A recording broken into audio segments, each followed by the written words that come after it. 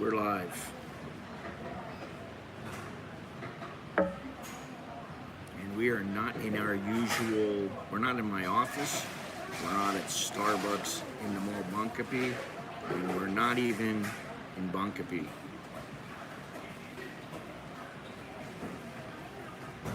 We are out and about today, and we got quite a few things to talk about. For the first few minutes, though, we got to get started here. Wow, this place is filling up very, very quickly. As of about an hour ago, the temperature was 89 degrees, high of 94. 94 degrees there. 75 is the low. Let's see here. The feel like temperature, 95. 93% humidity, mostly sunny. Thai baht is 33.19 to the dollar. It's Wednesday, February 2nd, 2022. And we are live in Bangkok. And I don't know if anybody knows where I am, but if they do, let me know. It's not that difficult to figure out. Visibility here in this area is 5 miles, which is about the norm. Usually it's 5 or 6. But today we're going to talk about a few things. We're going to talk about food prices again, because people are not very happy here about that. We're going to talk about the troops coming to Pattaya. We're going to talk about taxi prices. We're going to talk about moto drivers on the freeway, and we're going to talk about Thailand in coming times. So we have a few things to talk about, but also we're going to be checking out Nicholas's new bachelor pad. He's moved in now, and so we're gonna go check that out, and we're gonna check the area around where he lives out. So that'll be interesting. First part, we'll just chit chat for a bit, and then we're gonna go take a little walk around. Then we'll go check his apartment out, see what you get for about 140 bucks a month, and then we'll start talking about what's going on in Thailand, what's happening in Thailand. So, welcome everybody.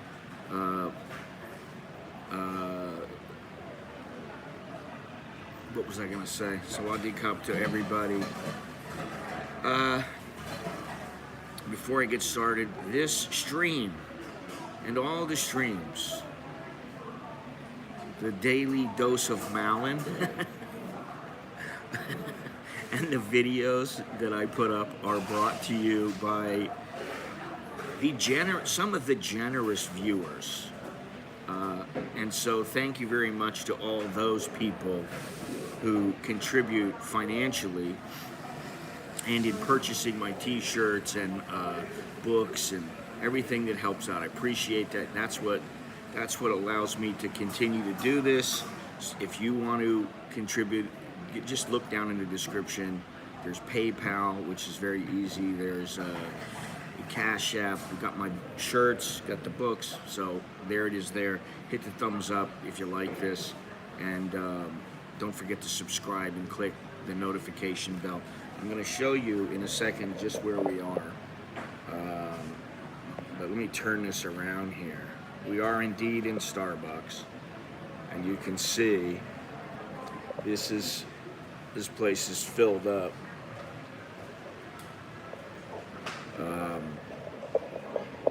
And let me see if you can see this. It looks like since I moved, you can't see it. But over here, those guys over there are security guards. they security guards to keep us safe? No. Well, I guess it depends on how you look at it. They are security guards checking if you've been vaccinated or not. And I started walking in, and the guy holds up this QR code, and I go, "What?" I go, what is it? And he probably thought I didn't speak Thai. And so he goes, where are you going? Where are you going? I said, Starbucks. Oh, okay. And he just let me walk in. So apparently, if you're a foreigner, you don't have to show the papers. Yesterday, Nicholas and I came here. We didn't have to show anything. However, I will say this. We got into his apartment. We're, the lady is showing us everything, making sure that everything's checked off the list, and he signs off on it, and he knows what's what.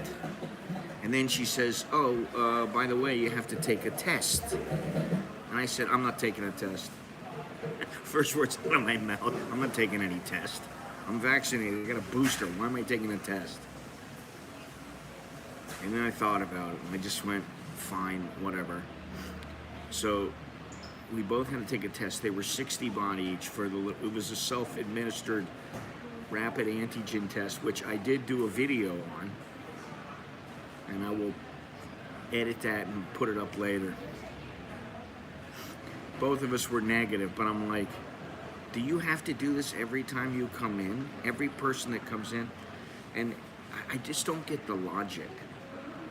Because the logic is that they test you one time and that's it. They don't need to test you anymore. Yeah, well, they have a test that shows that as well, and it doesn't matter apparently. I don't think it really matters. Now, I'll tell you what this place makes me feel like when I walk in here, this particular Starbucks. It makes me feel old. Okay? Quite old, because 99% of the people in here are, 19, 20 years old. I feel like the old man here, seriously. I've only seen 2 or 3 people that were anywhere near my age or even in their 40s in both days that I've been here, so this place makes me feel a bit old. But anyway, we took our little test, and first she said we have to pay for them, 60 baht each. And then, she just walked out. We got the test and everything, and we walked out. We sent the test results back. And then later on, she sent a message, "Oh, don't forget you have to pay me." So I'm like, okay, fine, we paid. Well, this is not an older generation type area. It's in Rangsit. It's quite far away from the usual location, especially with traffic. So, test to be able to get into the apartment. I don't understand the logic of it. But I didn't want to cause a problem for him. I didn't want to be a prick about it, because it could have went, listen, I'm already vaccinated. Now they may, because the thing is once I walk outside or walk around somebody who I see one person in the hallway or something like that, once I walk in and somebody passes me by, boom, I could catch it right from them. So what's the point of testing somebody one time? And the only thing I can say is it's probably just to make the owners feel a little easier, because they can say, well, we tested him. But Nicholas nor myself are going to have to test every time. It's just a one time. That's what I don't understand. If it was every time, I would understand. My wife has to test every time she goes to work. Every time she goes to the office, she has to, good morning, Gennaro. every time my wife goes in the office, she has to test. Now, she only goes in the office once or twice a week now, if that. She has meetings and things like that that are outside of the office, but it's really curious how their logic works. G'day, mate. G'day, mate. We're in the land of the barista. Although there are no there's no beers, and there are no preos, and there are no tians here. But there are a lot of students here. But you know, honestly, well, good morning there, Dallo. There are a lot of. The first thing I told Nicholas was, "Kid, you better stay focused here." He said, "What do you mean?" I said, "I predict you're going to have a girlfriend here within about a month. Or you'll have a couple girls you're flirting with, studying with, within a month. Just make sure you stay focused, because you can't really, I mean, maybe when we walk out you'll be able to see. But I'm in Rangsit, Gennaro. But what I was going to say is, yesterday afternoon, I was here around 3-4 o'clock. We were here. He and I, you know, got everything situated, and then we decided to come over here, and we had a little bite to eat, and then we waited for a while, and then the wife came over, and then we all went out to dinner together. And of course, Nicholas is. Here's my this is a little family story for the day. Alex, you know, and Nicholas, they share clothes sometimes. And so Nicholas was wearing these shorts. And I guess Alex really likes the shorts. And, you know, Nicholas just kind of took a bunch of clothes. And who knows if he took some of Alex's or not, and, you know, vice versa. I don't know. But Alex is like, "Nikki, make sure you bring my shorts back this weekend." And Nicholas is like, "What are you talking about? They're my shorts." And Alex is like, "No, they're not. You need to bring them back." And Nikki is like, "Well, I'm not bringing them back." And Alex is like, "Well, then I guess I'm going to have to go over there and take them from you." And Nicholas is like, I don't know how they get into it like this. He's like, "You're not going to be able to get in because you don't have a key card, dummy." And I'm like, whoa. So they are going at it back and forth. And then once my wife arrived, we're kind of laying there on the bed talking right before we went out to get some dinner.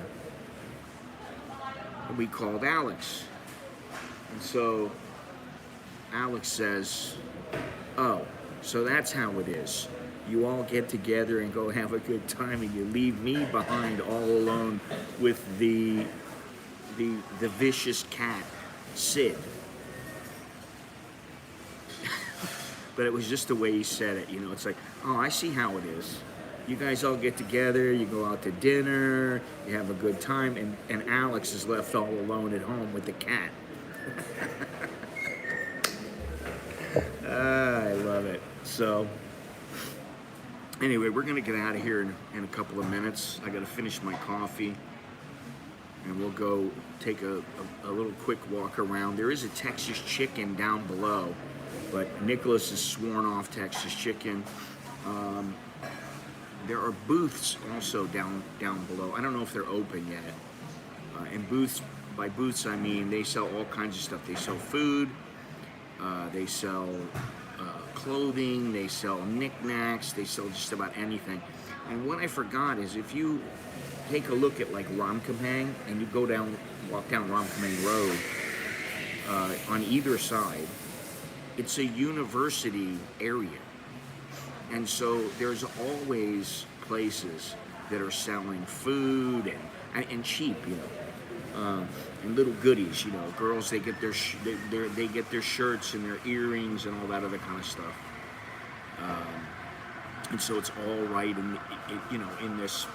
It's a large area, but pretty much everything is here. What is that? Fuck you guys, rap god bastards. I don't know how many rap guards there are. I'm gonna have to check. Now I believe our friend Mr. Andy, Mr. AS, is on his way to Thailand. He's on his way to Thailand right now, and we will meet up in the next few days. I got some things to do with Nicholas. I gotta help him out a little bit. He does still need a few more things in his little apartment, and it's just a little. Listen, it's a Thai style apartment, so when I take you in there, don't expect a mansion because it's not. And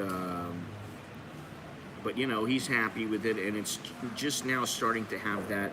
Okay, it's a kid's little room, and he's already got the lecture about he'd be sitting on the plane, takes off in 45 minutes. Okay, all right, there we go. He's already got the lecture about use protection and all that good stuff. I believe it's for a year. I don't know. I didn't ask. I haven't asked all the right questions yet. I did ask, is electricity included? Is water included? Is anything included? And nothing's included. You get internet in there. It's 632 baht, and right now it hasn't been installed. It'll be installed tomorrow. He has to pay for water. He has to pay. There's a little service charge for whatever reason. I don't understand that. It's probably Luke Kung service charge, 100 baht. And the place is 4,500. And then, of course, electricity. He has an air conditioner, but he does have a fan in there as well. And so the idea is that maybe you turn the air on when it's really hot, you cool the place down, and then you use the fan. There is a bum gun, of course. Now, what I will say is this. I have to tell, here's another little story. We go in yesterday, and the first thing I said to him was, I'm going to christen the toilet. I'm going to need to. And I'm going to use your hot water, your hot shower. I'm going to have a hot shower, because in my shower, it's not a shower, it's a tank. So I don't have the hot water, and I don't usually need it, but once in a while it's nice to have it. I tell him I'm going to be the first one. So I go in, and I think, okay, I got to do my business. I tell him it's time, and he says, all right, go ahead. I said, yeah, thank you. And I don't know if it was stage fright or I just, as they say in Thai, young my prom. It's not yet the perfect time. I couldn't finish the job, and so then he goes in. So he was the first one to break in the toilet. And then this morning, he's still sleeping. I took a shower and did my thing there. Managed to pinch one off. And the bum gun is it's sufficiently strong. However, yeah, that's one thing. We got the toilet scrubber, which is a good thing, but I don't think he has a plunger. We're gonna have to get him one of those for sure, especially because he's the one who always clogs the toilet. However, the angle of the toilet, the angle of the toilet, and the amount of water that goes into the bowl, for some reason,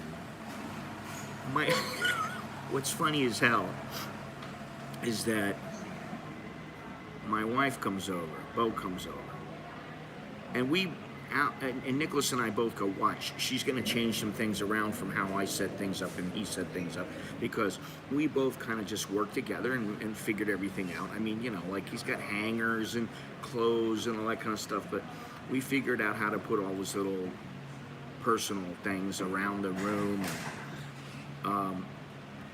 And so she comes in and she starts moving stuff around. She moves the laundry basket. She does this, she does that. She goes into the bathroom, and this is after he had done his thing. She goes into the bathroom. She goes, "What's this?" And Nicholas goes, What? And he goes, I flushed it. There's nothing in there. And she goes, "Oh, really? Look at the bowl." And I guess there were skid marks on the bowl. And she's like shaking her head. Don't you clean? Don't you make sure the toilet's clean after you use it?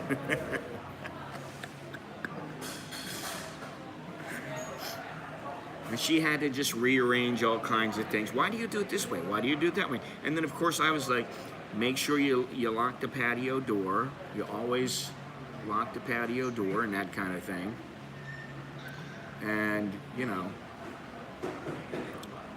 don't forget your key and blah, blah, blah. And when she comes in, she says exactly the same thing.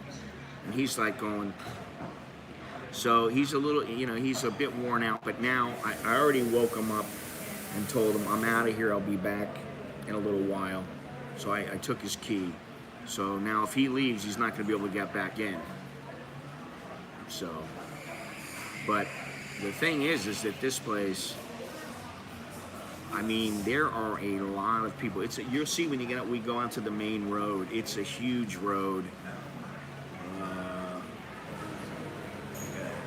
I don't know what the highway is or the street is. I don't really even know. But it's huge, and most of the time, especially I guess in the afternoon, there's literally hundreds of people walking around. It's very, very busy. And I was like, dude, you can't find a girl here at your age. Then you're gonna have problems because there's just, you know, I was like going, I was surprised, you know, I mean, I forgotten. Let's put it that way. When you go to Ramkhamhaeng, if you're walking on one side of the road, you're not going to see that many people. You're not going to see that many women, any students. But if you go on the side of the university, then you're gonna see quite a few students. Well, the same thing here.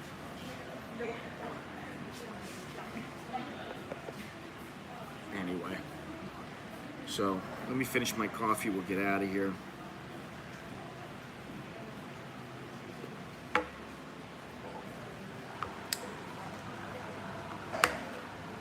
Time to go take a little walk around.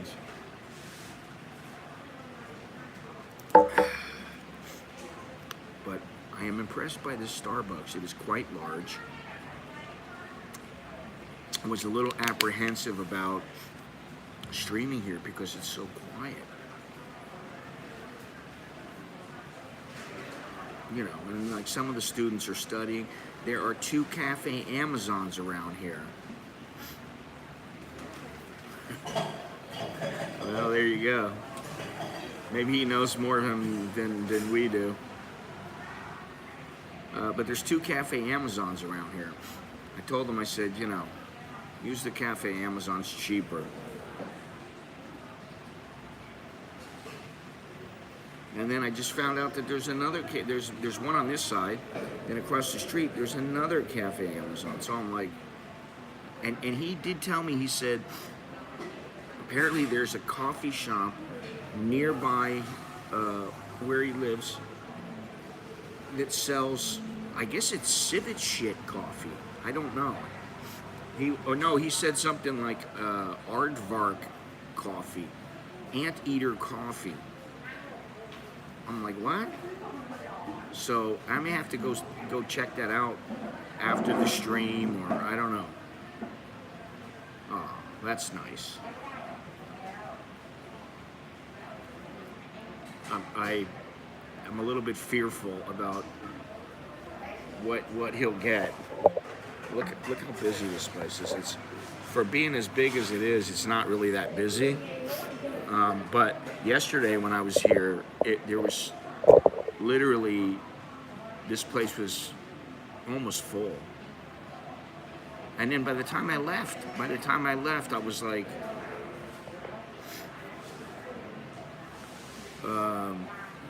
It's like the place is almost empty now. So, you know, it goes in cycles. Monitored Lizard Coffee, yeah. Actually, you can buy more than 3 coffees from Amazon, more than 3 espressos. Buy me a coffee. You can buy more than 3 espressos in Amazon. Then you can here. You buy 1 here, and for every 3, it's 35 baht for 1 in Cafe Amazon. Here now it's 110 baht.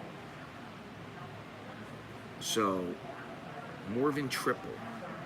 And the reason I didn't go in there instead of here is because I had not checked it out yet. I didn't want to go in there, and it's way too small, and because it did look a bit small.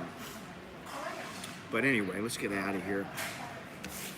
We got important stuff to do and to talk about.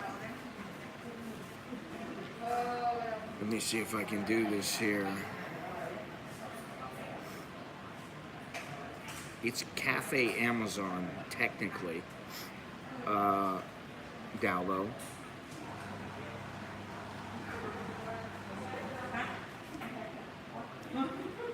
Why, Gennaro? Do you really like them? Are you a fan? Are you a fan of the butt cheeks? No, there are some older women over here to my right, so far that's the first.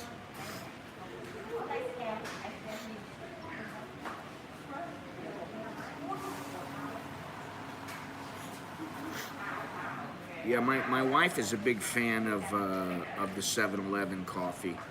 I'm not such a fan, but she'll get a cold espresso, lightly sweetened. I know because I get it for her sometimes. Espresso yen 1 noi, 25%.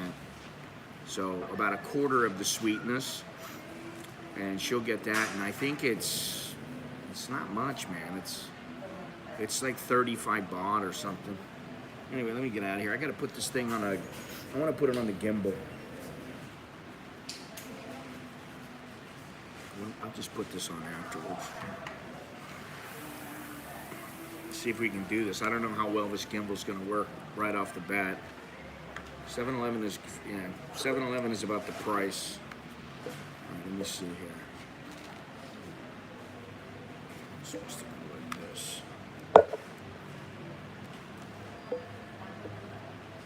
Patya Bob would be proud. I think I've got this thing now. Let me see if I can do this.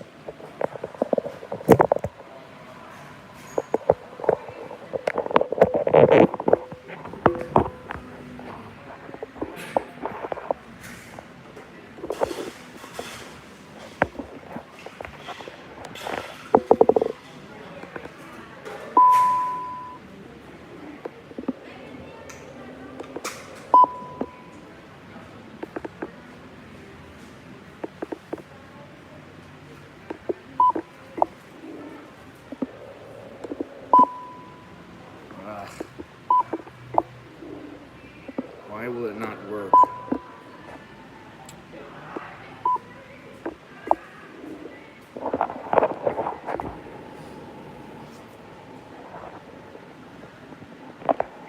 There we go.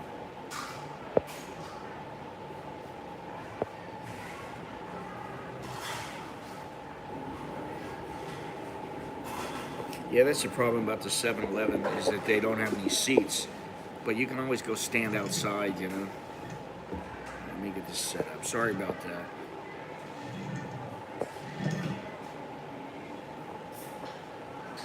All right.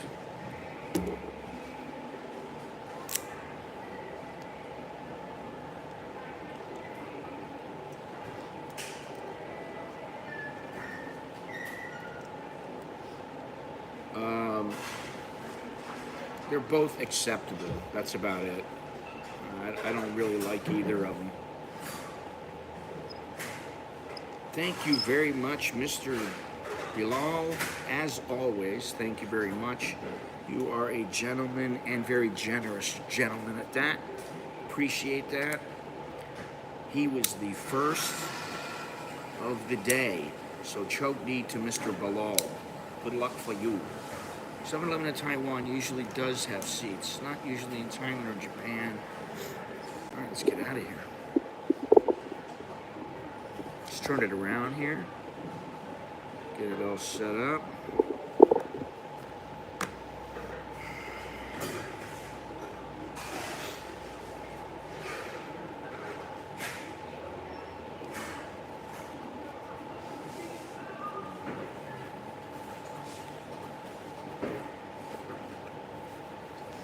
Oh, it looks like the booths are open already. That's good. At least you can take a look.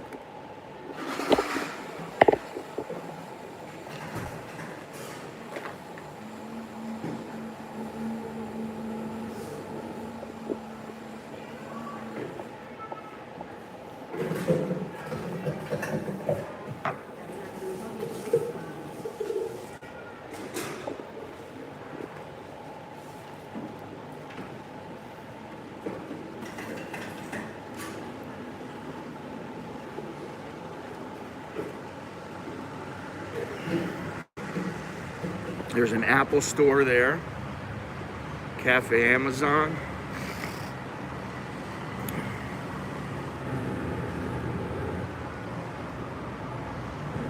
Now you see they got the security over here.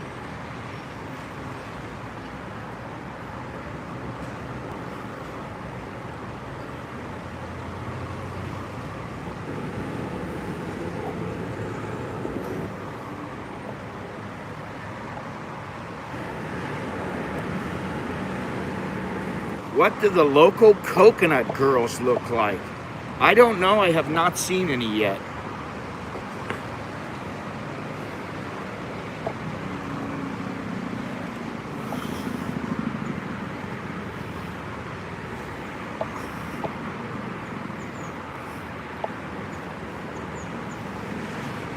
Texas chicken.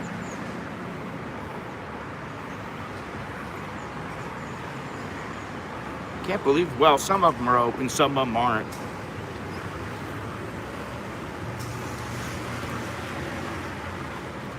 You like big coconuts or little coconuts? They're checking this guy too. They got the little fried thingies out here, which look good.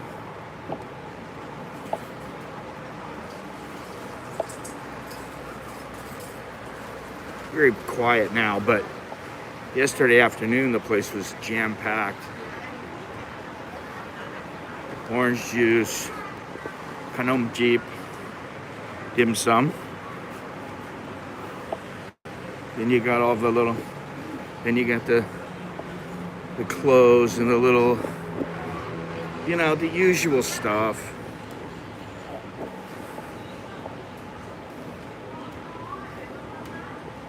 Not everywhere is open yet, but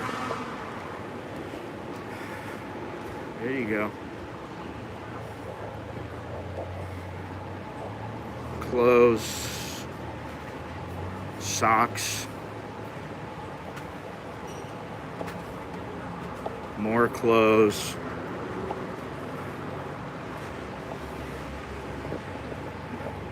Phone place.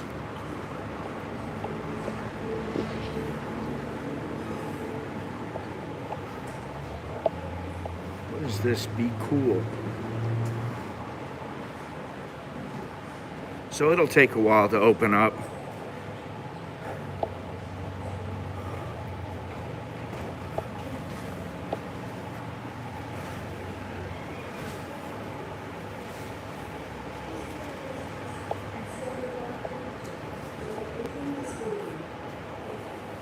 .7-Eleven that is closed. Why, I don't know, but it is closed. Gutted.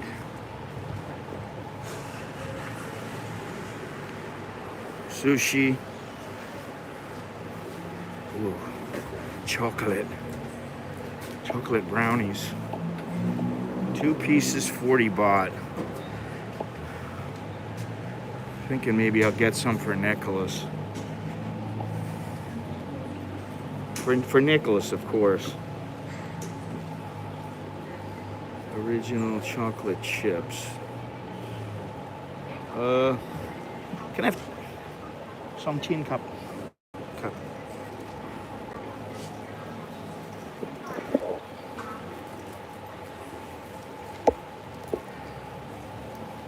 Perfect.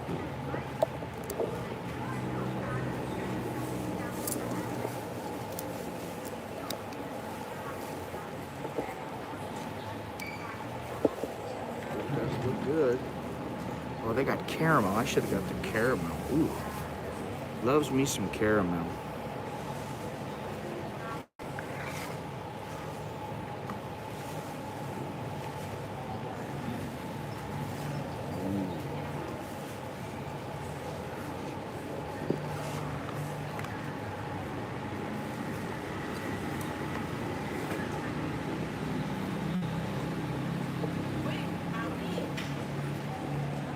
Breakfast of the champions, brownies.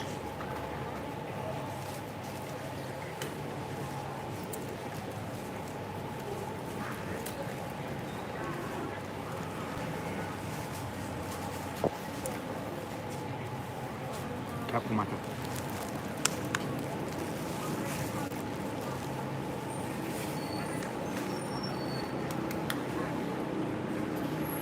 All right.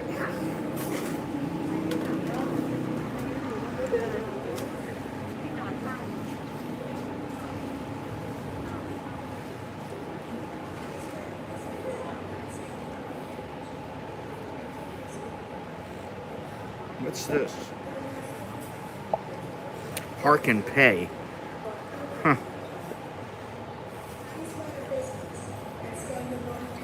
Scan your body temperature. No, thank you. These are for the Grateful Dead lovers.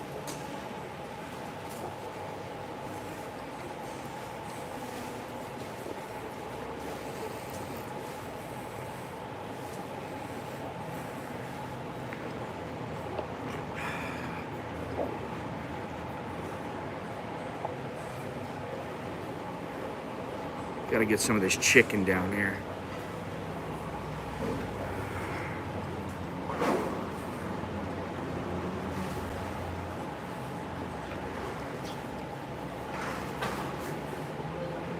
Here you go. You want the poo bra? Poo bra.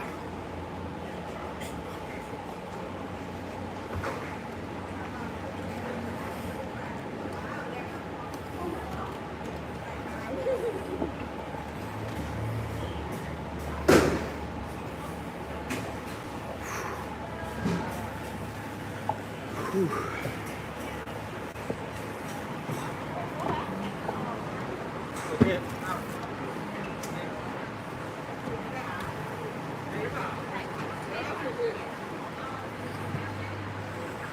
Let's see what we got here.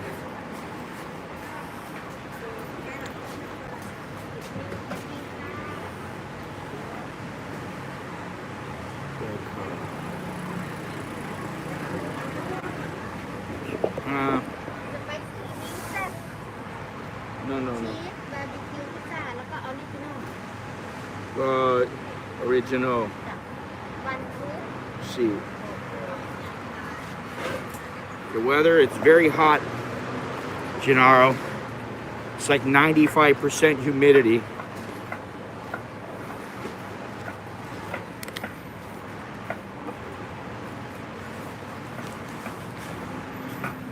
Goขับบ้านนะ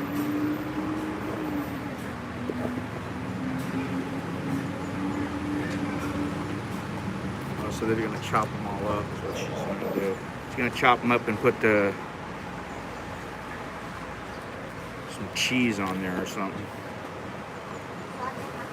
Well, me cheese. Dama.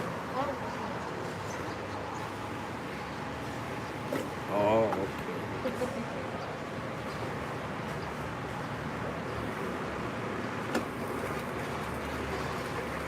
Oh. มีอะไรอันนี้มายองเนสเหรอใช้ได้ไหมใช้ได้โอเคแยกไหมหรือว่าใส่เลย ก็ใส่ก็ได้มาทำยังไงก็มีทึ่งไหม หา ใส่ทึ่งได้ไหม ได้ไม่ถึงแก้วอันนี้อย่างเดียว ครับ เหลือไหม no no ก็พอ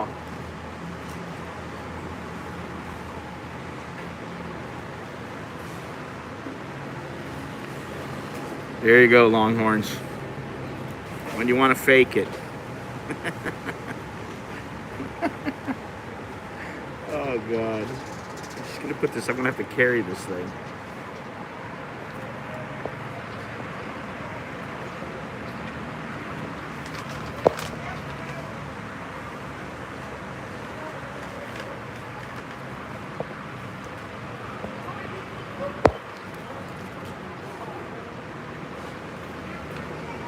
Okay, Kapumaka.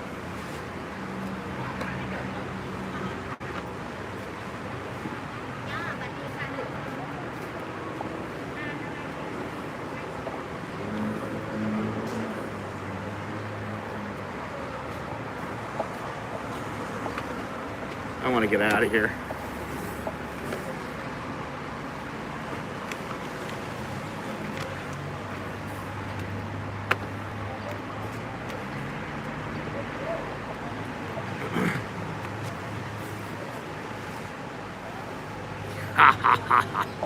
Yeah, but he doesn't like it now because it gave him the, he had issues. So it's pretty cool how they have it set up.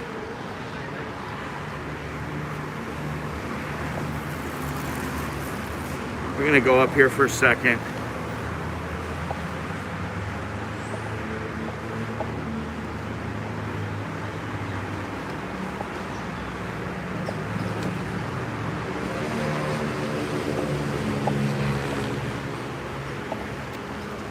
Why did I go this way? You can't go down, can you? Yeah.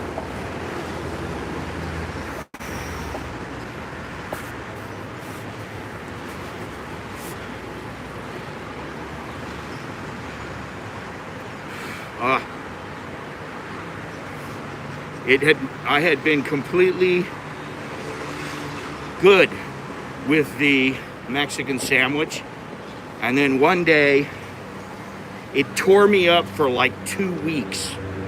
And I'm serious, Nicholas too.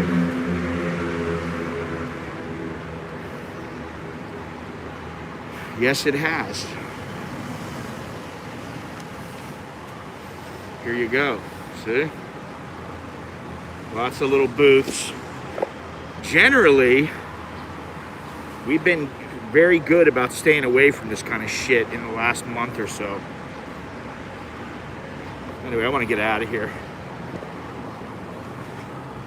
I don't like, you know, the campus police being able to tell me whether I can come in or not.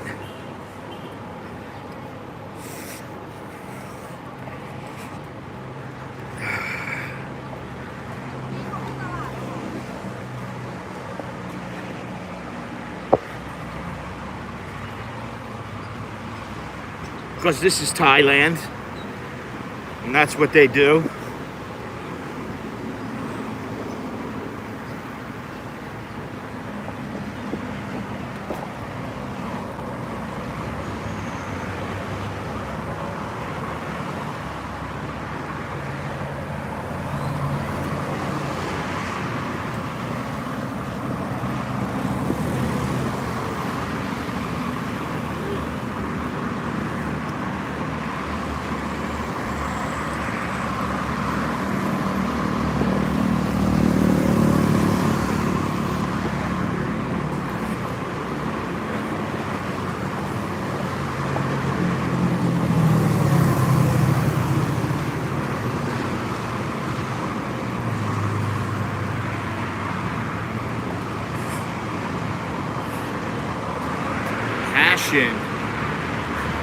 Passion's always a good thing.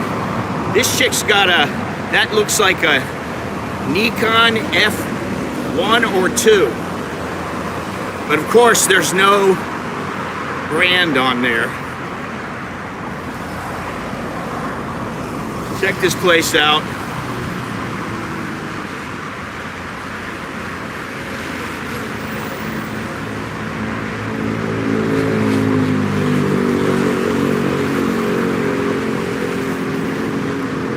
Pretty cool.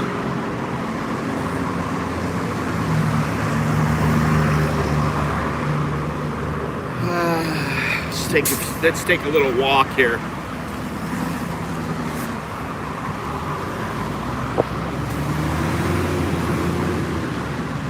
What is this here?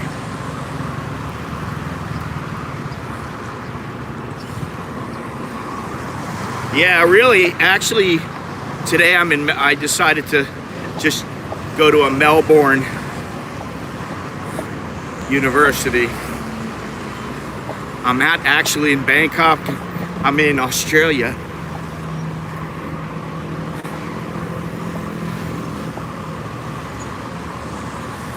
I'm gonna take a little stroll down here.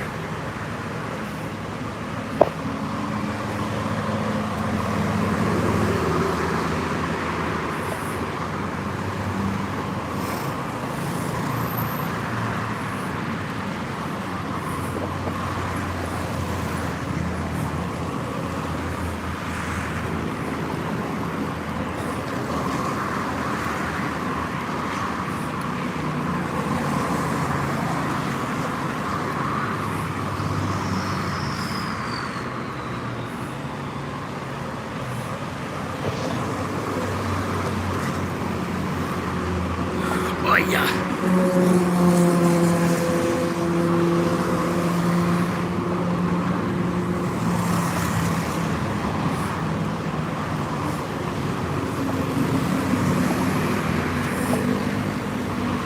Very busy here.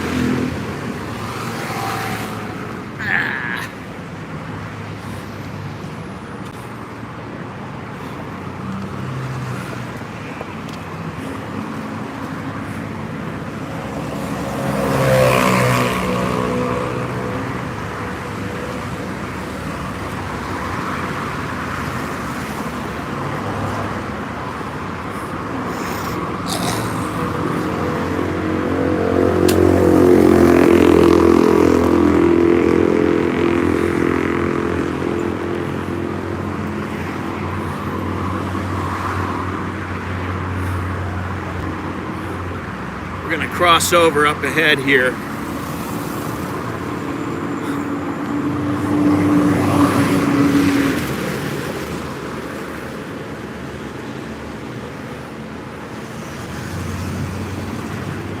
And when we get across the street, it get a little lively again.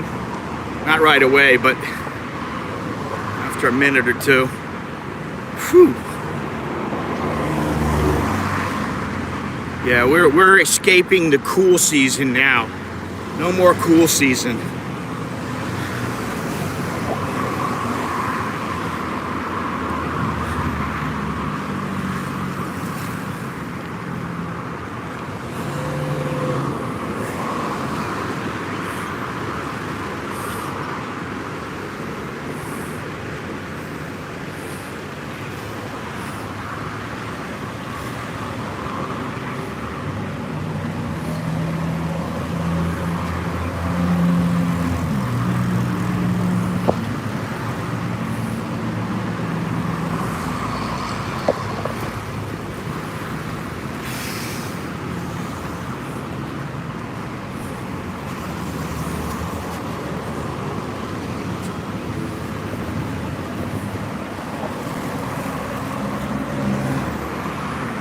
Trey, how you doing, buddy? You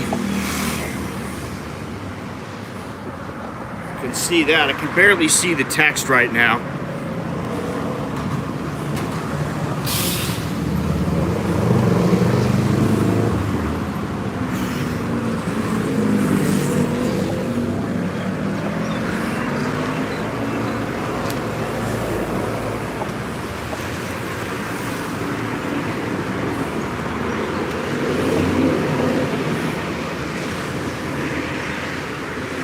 What's up? What's up?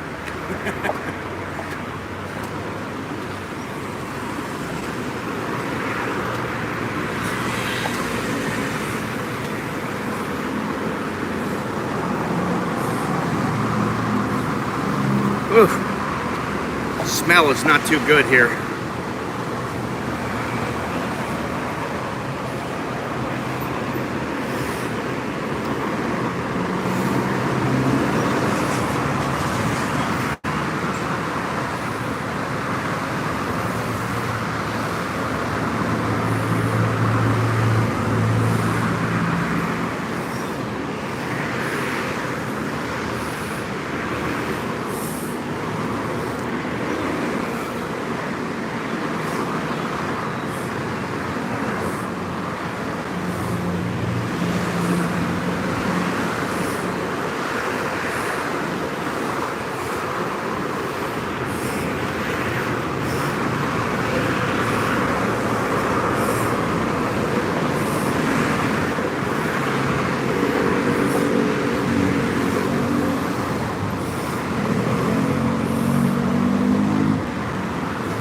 This is Bangkok, and I am an American in Bangkok. Yeah. As soon as I got here, I was like, I didn't know it was that busy, and I don't really like this place. But I don't have to live here.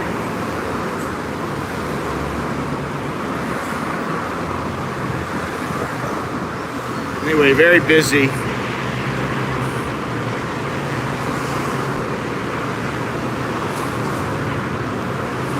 Hey guys, please remember to leave a thumbs up and subscribe and yada yada yada, etc., etc., etc.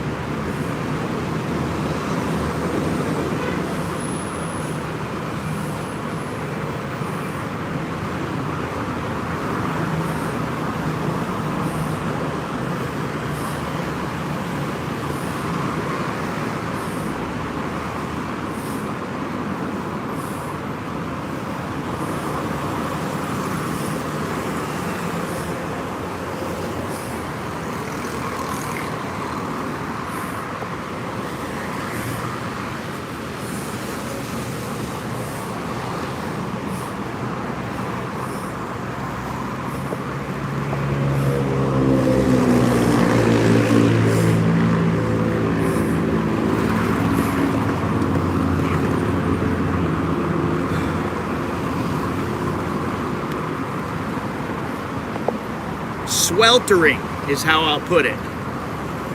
Sweltering heat. Very, very, very hot.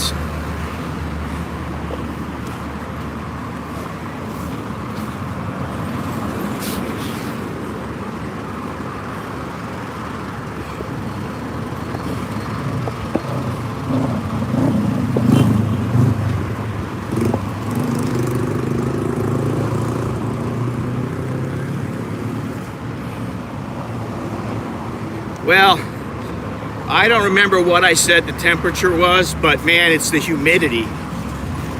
That's what it is. How you doing, buddy? It's the humidity that's always the bitch, you know?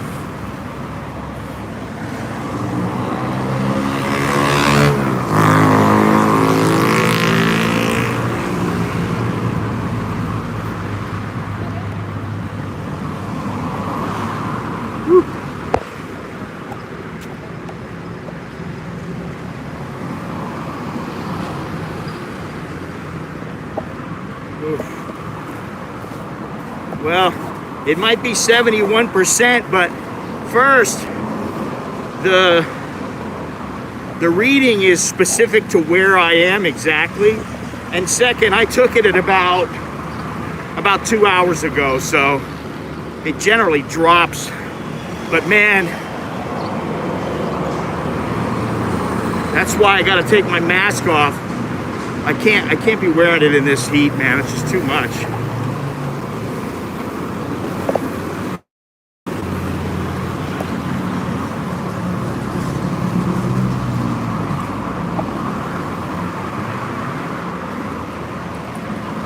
Too much.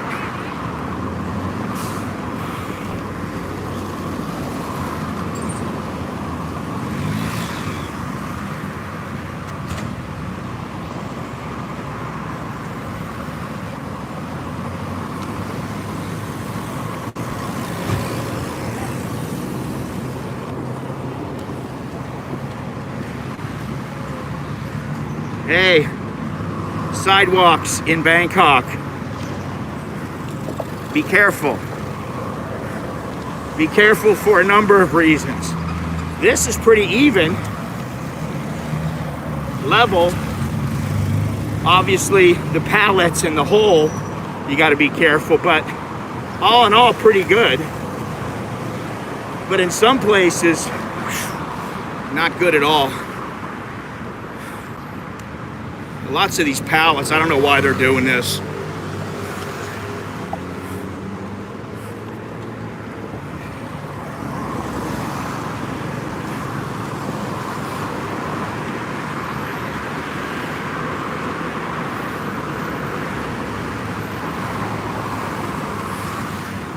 Whew. It's blistering. You want some bubble tea?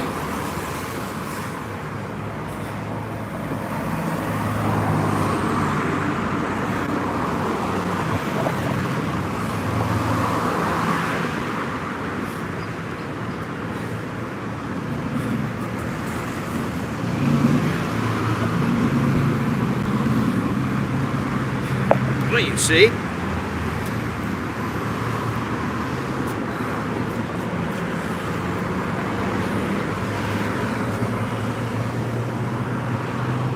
This leaves a little something to be desired, but it's not too bad, but I'm a little clumsy.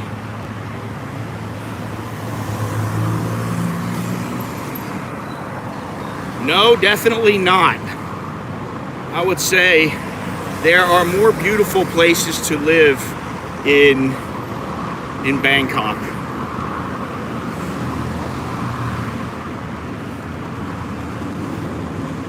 For sure.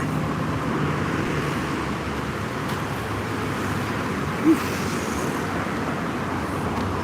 Brutal. Brutal, brutal, brutal.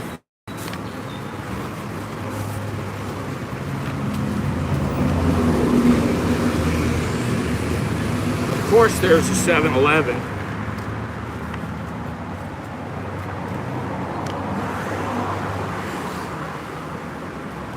I just think if I'm going to go in or not. Some fruit.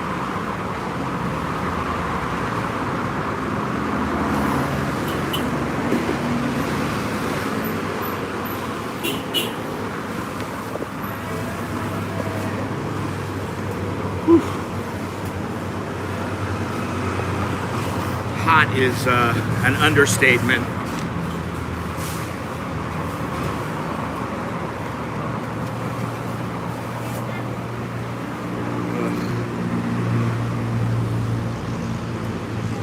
Anyway, let's get going here. Let's keep going.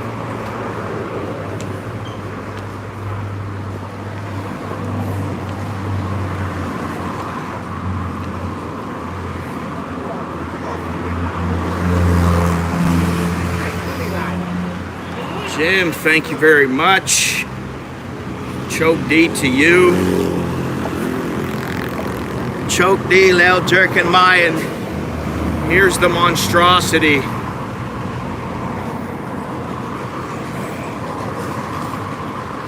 We're gonna walk just a little bit farther here, and that'll be that. Oy.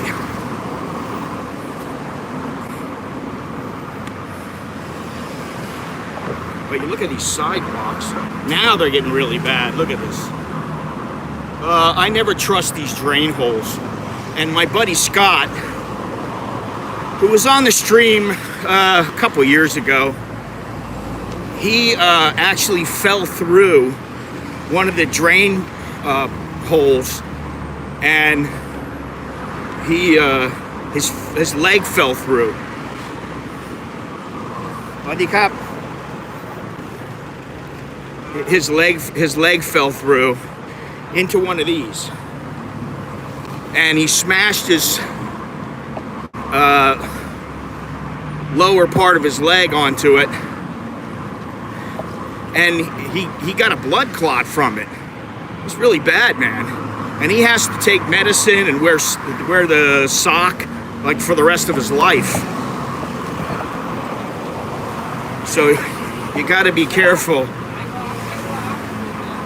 You got to be careful walking. There's another 7-Eleven over here. And it's not a quiet place. For sure. This place is way too noisy for my taste.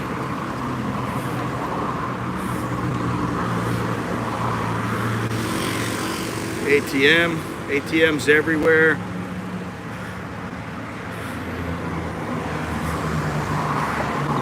Mega. I'm not gonna walk down there. It's too damn hot. Little food court. Flash. Food court. Flash is becoming quite big now. Across the street, they got all kinds of places, you know. So there's a fair amount of places here. Tesco, Lotus. Nothing's open here except for the Flash. Ugh. I want to sit down for a second. Oof.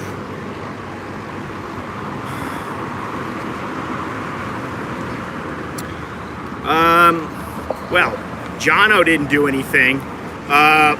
Yeah, I think my friend Scott, he didn't do anything simply because he knows from my experience what a pain in the ass it is and what your chances are as a foreigner here. You know, even if as a Thai, your chances of gaining a huge settlement are relatively limited. You know, it does happen, but not very often. Look, man, look at this. I'm dripping, and I tell you what, a couple of weeks ago, I was like, oh, this is so nice here. It's so cool. I'm so cool. The air is perfect. It's not perfect anymore. So, we're gonna go into Nicholas's pad. Hopefully he'll be awake. He's not laying in his underwear there. I already told him, if you're laying in your underwear, make sure you put on a pair of shorts. So hopefully he'll be all right. But let me do this here.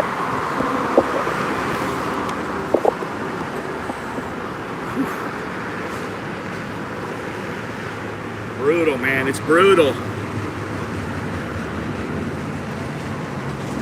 Sample of Pocari Sweat. I haven't seen Pocari Sweat in a long time, man. If I can find one, I'll get one, but I love Pocari Sweat. It's fantastic. Really good stuff. Not going to be any in here, I can tell you that right now. No Pocari Sweat.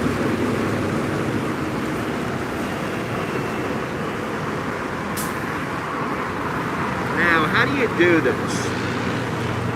Let me see how I can do this here.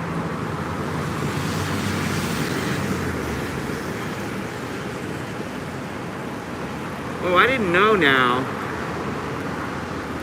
Wow. Yeah, you know what? That's just another example, Dowlo. I mean, seriously, when Jono fell, and he told me, "Oh, my ankle's bad." I was like, "Dude, you got to be careful." And then I started noticing, like, look at this. It's very easy to trip and fall on this kind of stuff. And then when you go over, yeah, it's not the people you got to worry about, it's the construction. I already told the story about how the one girl, she was a college girl at the Rompkabang. She's walking under an underpass, just like the one over here.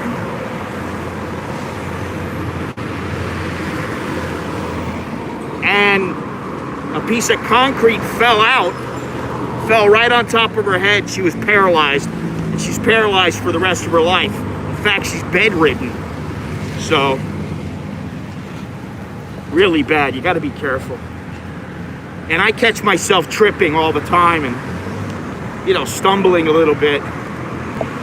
Fortunately, no major injuries.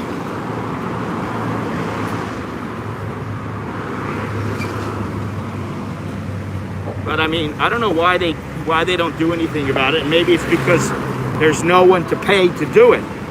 They don't have the funds to be able to do it. I don't know.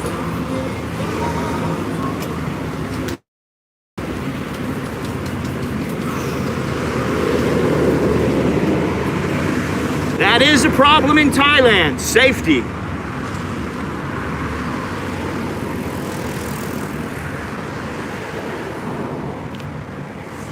If I didn't have food already, I might get some food from this lady. No, thank you.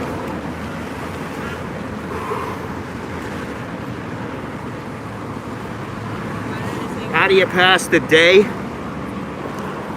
You sit on your phone all day. Well, I don't have that problem, Dowlo.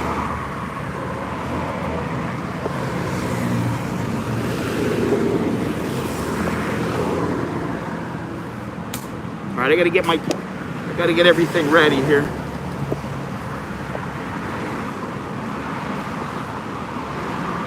Give me a moment.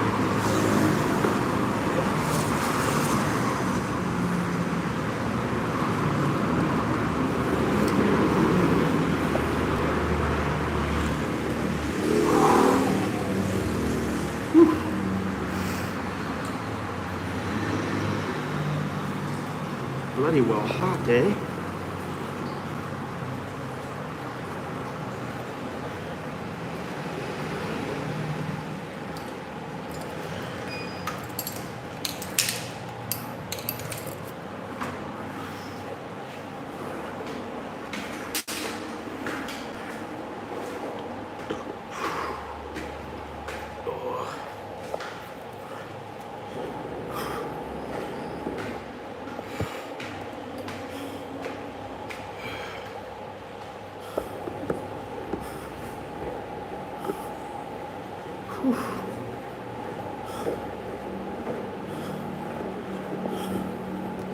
Oh, shit.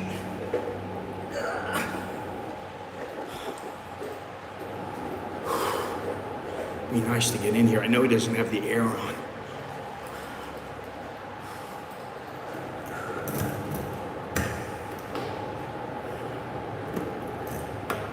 You dressed there, Studley? Dude, turn the air on, please. You just turn it off? It's very, very hot out. All right, so I got you something. Some chicken and a little brownie. Hey, turn that off, please.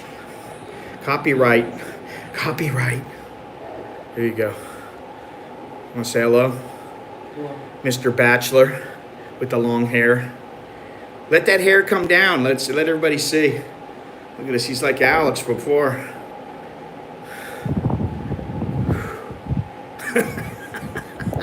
What is that? Cousin It?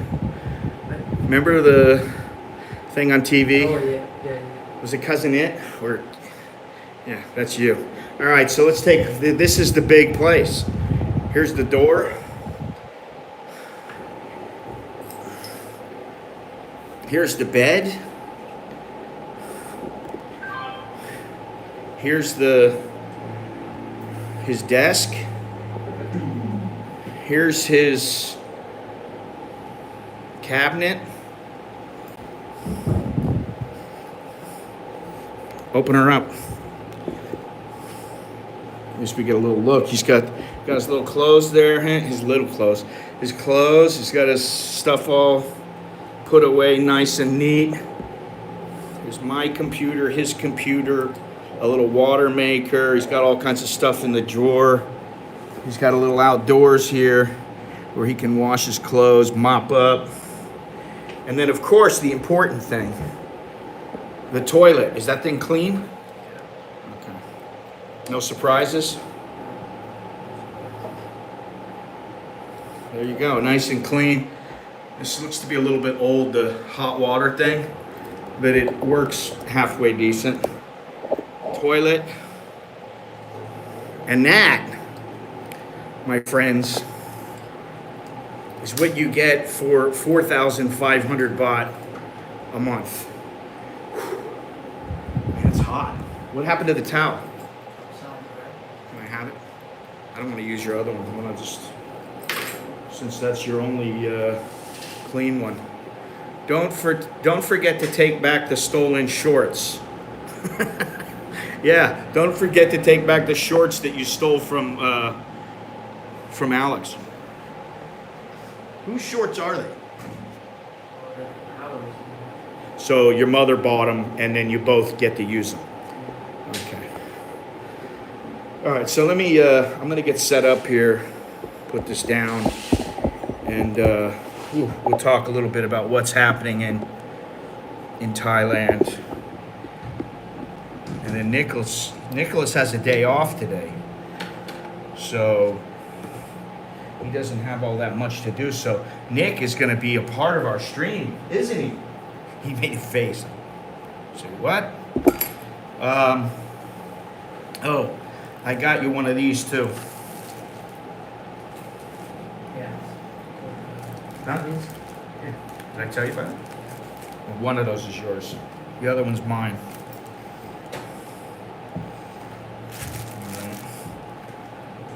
Let me get the doodad out. Open my computer up.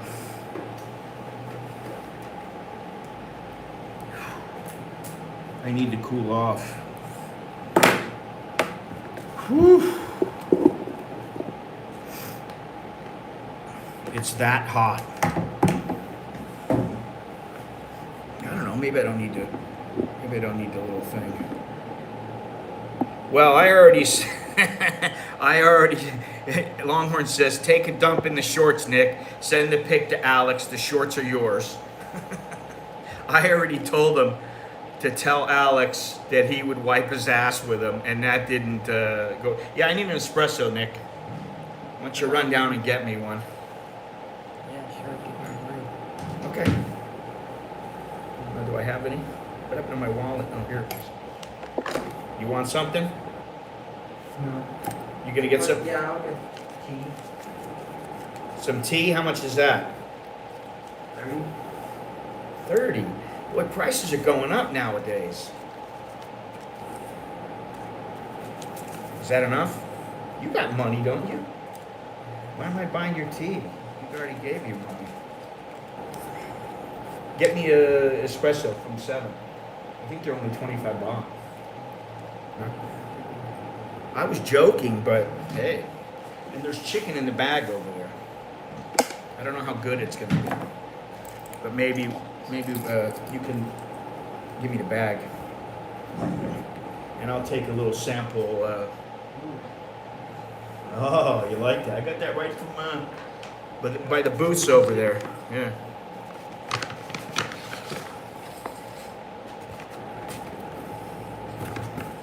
You're off. Okay. Too much water. Let me open this up here.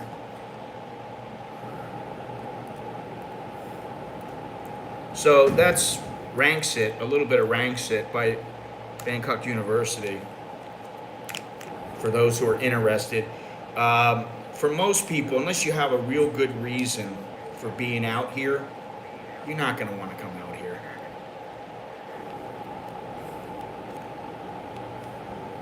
Yeah, put the fan on me there, Nick, will you? So that in a few minutes we can turn that air up. But I need to cool down, so just leave it on. Whoop. What happened?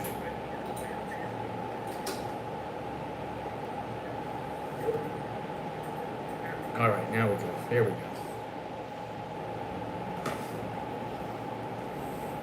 All right, let me read some of these comments here. Is it on you? Yeah, it's good. Treat it like the jungle. No cones or warning sign. The funds have all been confiscated by the police. Bangkok was a huge swamp at one time. Yes, it was, Gennaro. You've been doing your research. I know that because I know you want to move here. You really want to move here. You want to find the reasons why. I'm just, all I'm saying, and I'm going to make a video on this, is that, well, it's fantastic. It's a great place. Blah blah blah. Temper your expectations, because the reality is there's positives and negatives. Espresso. Espresso, yeah. You can just say Eslon.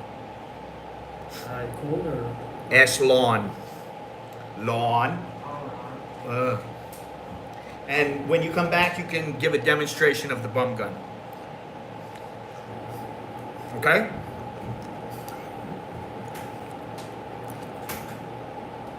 Believe me, now he just shakes his head. He's just like, it doesn't even faze him when I tell him.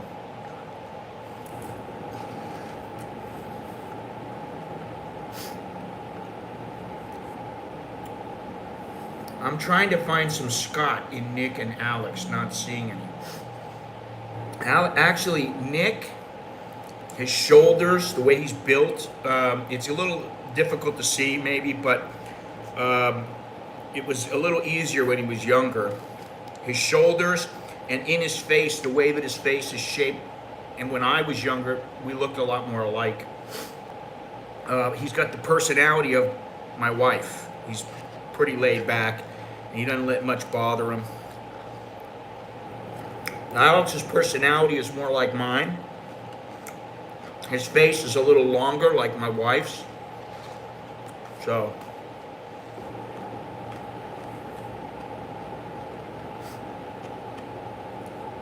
"10 years I've been researching. It's a long time.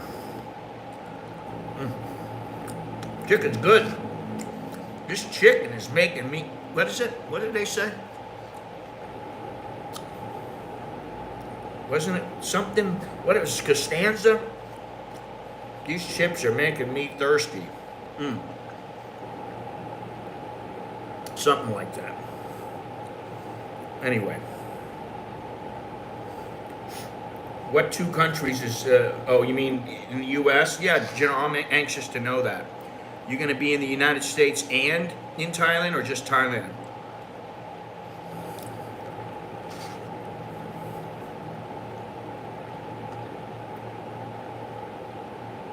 It'll depend on if the girl is hot enough to keep him here.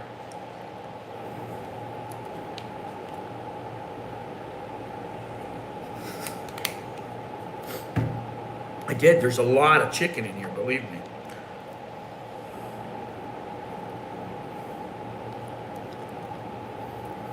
One more piece. That's it.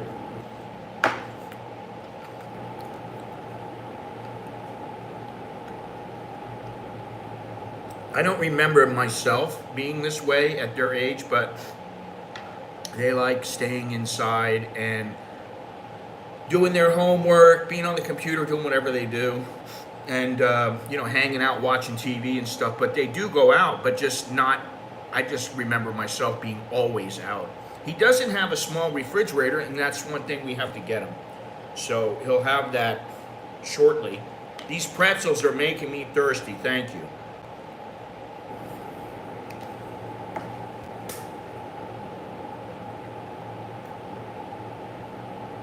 we had some plates and some cups and some other things set aside for him. Unfortunately, my wife forgot them, so we're gonna have to bring those. He's gonna come back home. I think, I don't know, another 2 days. He'll be back home. He'll stay the weekend with us. Of course, my wife is like, you're going to be coming home every weekend. And he's like, maybe. So, we'll see about that. But, all right, chocolate chip brownie.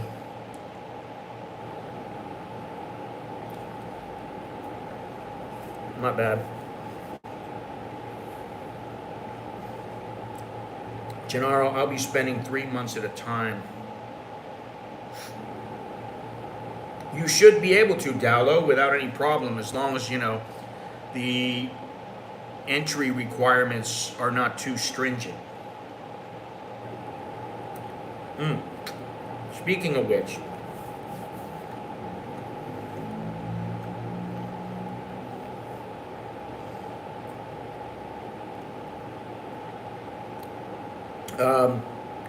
they're already complaining. The tourist industry is already complaining about the requirements to get into the country. Test and Go crashes on the first day, which I didn't see that anywhere other than on the Tiger. But I did see that there are some grumblings already about what's going on here with the, with the entry. And the problem with it is that it's that second vaccine, or a test rather. There you go, Nick. All yours. Because what some of the tour people don't understand is, hey, listen, they're vaccinated, they're getting tested before they come, then they get tested when they get here, and now you're going to make them test again. But in the interim, they don't have to test it, and they don't have to stay in an SHA or whatever they are, ASQ. That was quick. They don't have to stay in a hotel, so from day 2 to day 4. So they don't understand that, and then, to make somebody choose an ASQ or SHA, whatever it is, hotel, thank you, to make them choose another place after being able to stay wherever they want, because they don't necessarily want to stay in the same hotel if it's going to cost them an arm and a leg. What's the point of doing that if they don't really want to be there? If it's overpriced because of the hospital nature of the place. And I agree. However, as I was just reading,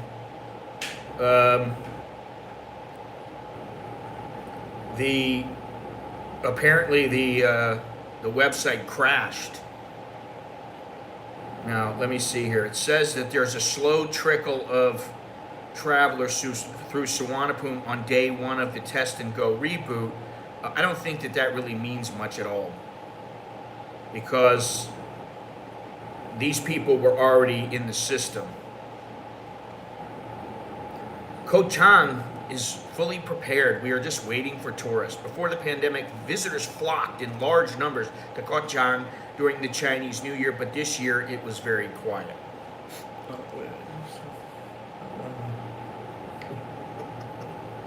Good? I think it's good, huh? They're all yours.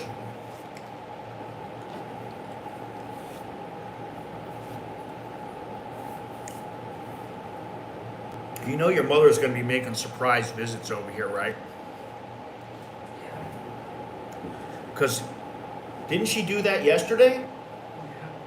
Yeah. Already she's making the, surprise visits. So don't be surprised if you've got some friend over here and your mother shows up. You want this water?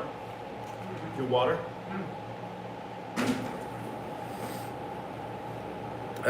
So let's see here. Remains to be seen how successful or not the test and go version 2 is, or as some have called it, test and go and come back and test and go again. And that's assuming one doesn't contract COVID-19 in between the tests. You know, this is a thing like yesterday, it's like, oh, you have to test. Okay, I got to test. Well, so I'm going to test. Now, if I test positive, I told Nicholas, I said, all you have to do is send, you know, we had an email or message. You messaged right through line. All we had to do was message the lady with the test result, you know, the little plastic thing. And I said, what's to stop somebody from bringing in a group of people? One person is negative. They just use the same photo, and they could manipulate the photo a little bit just so that it looks a little bit different, or not even touch it. And then over and over and over again, they send, if they got 10 people, they send in the 10 of the same photos, just slightly manipulated. The person never knows. They're like, oh, everybody's negative there, but they're not. So I don't know what good it is to do that.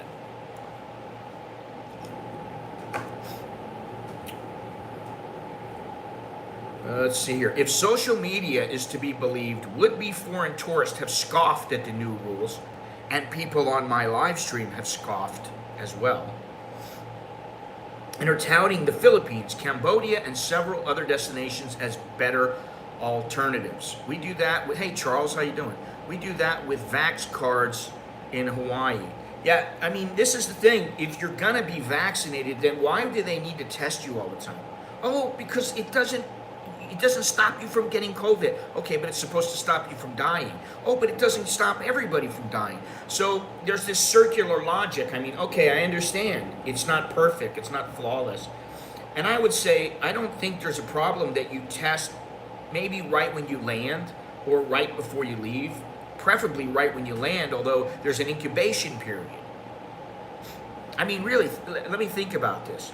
If you test within 3 days before you fly and you're negative, then you get on the plane and somebody on the plane transmits the virus to you, and yet you test right when you land, you're negative. 5 days later, it still has not begun to show up, and you test as negative.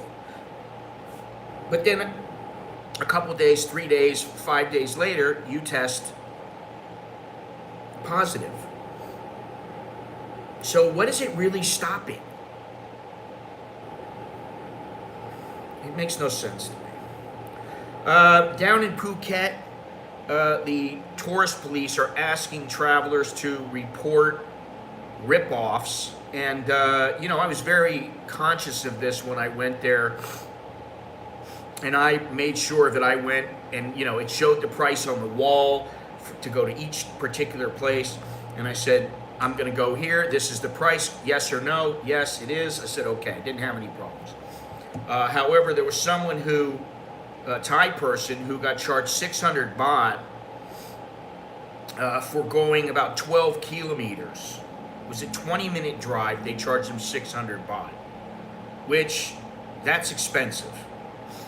I don't know what the amount they charge per minute, but it's not that much. It's only like 10 baht a minute if you're waiting or something like that. It's maybe 12 baht, something like that.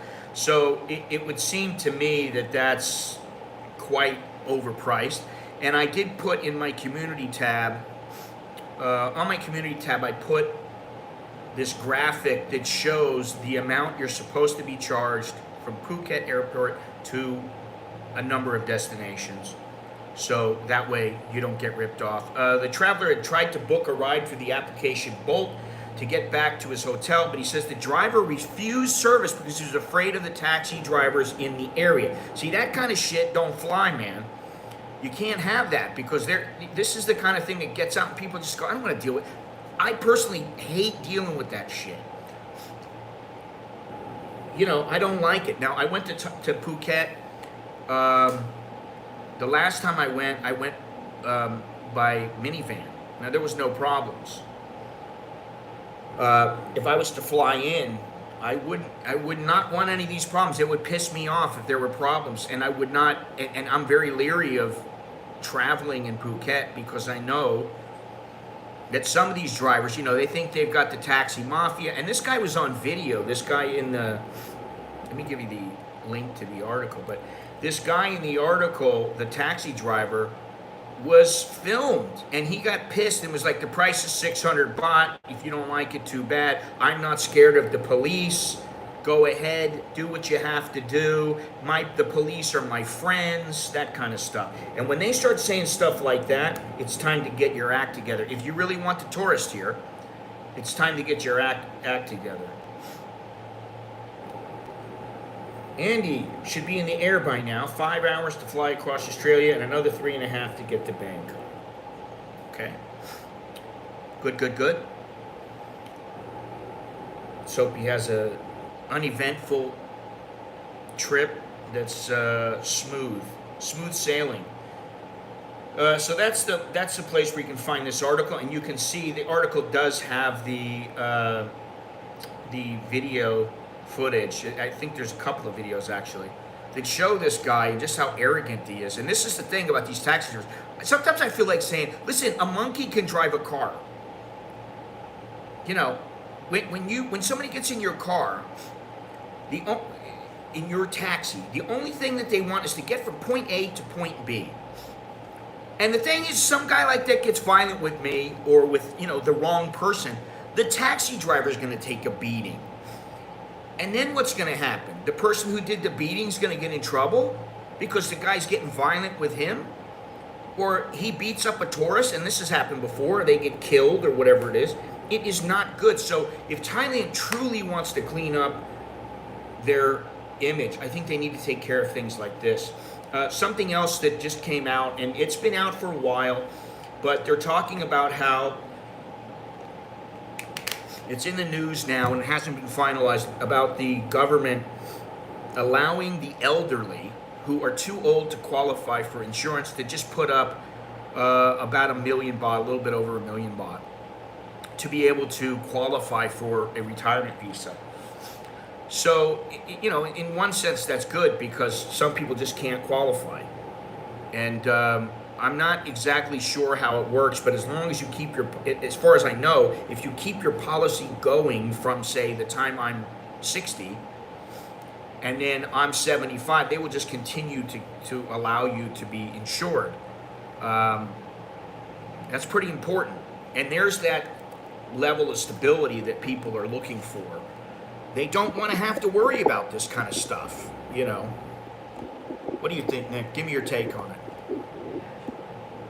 What? Yeah. What are you doing over there? We're in the middle of a show.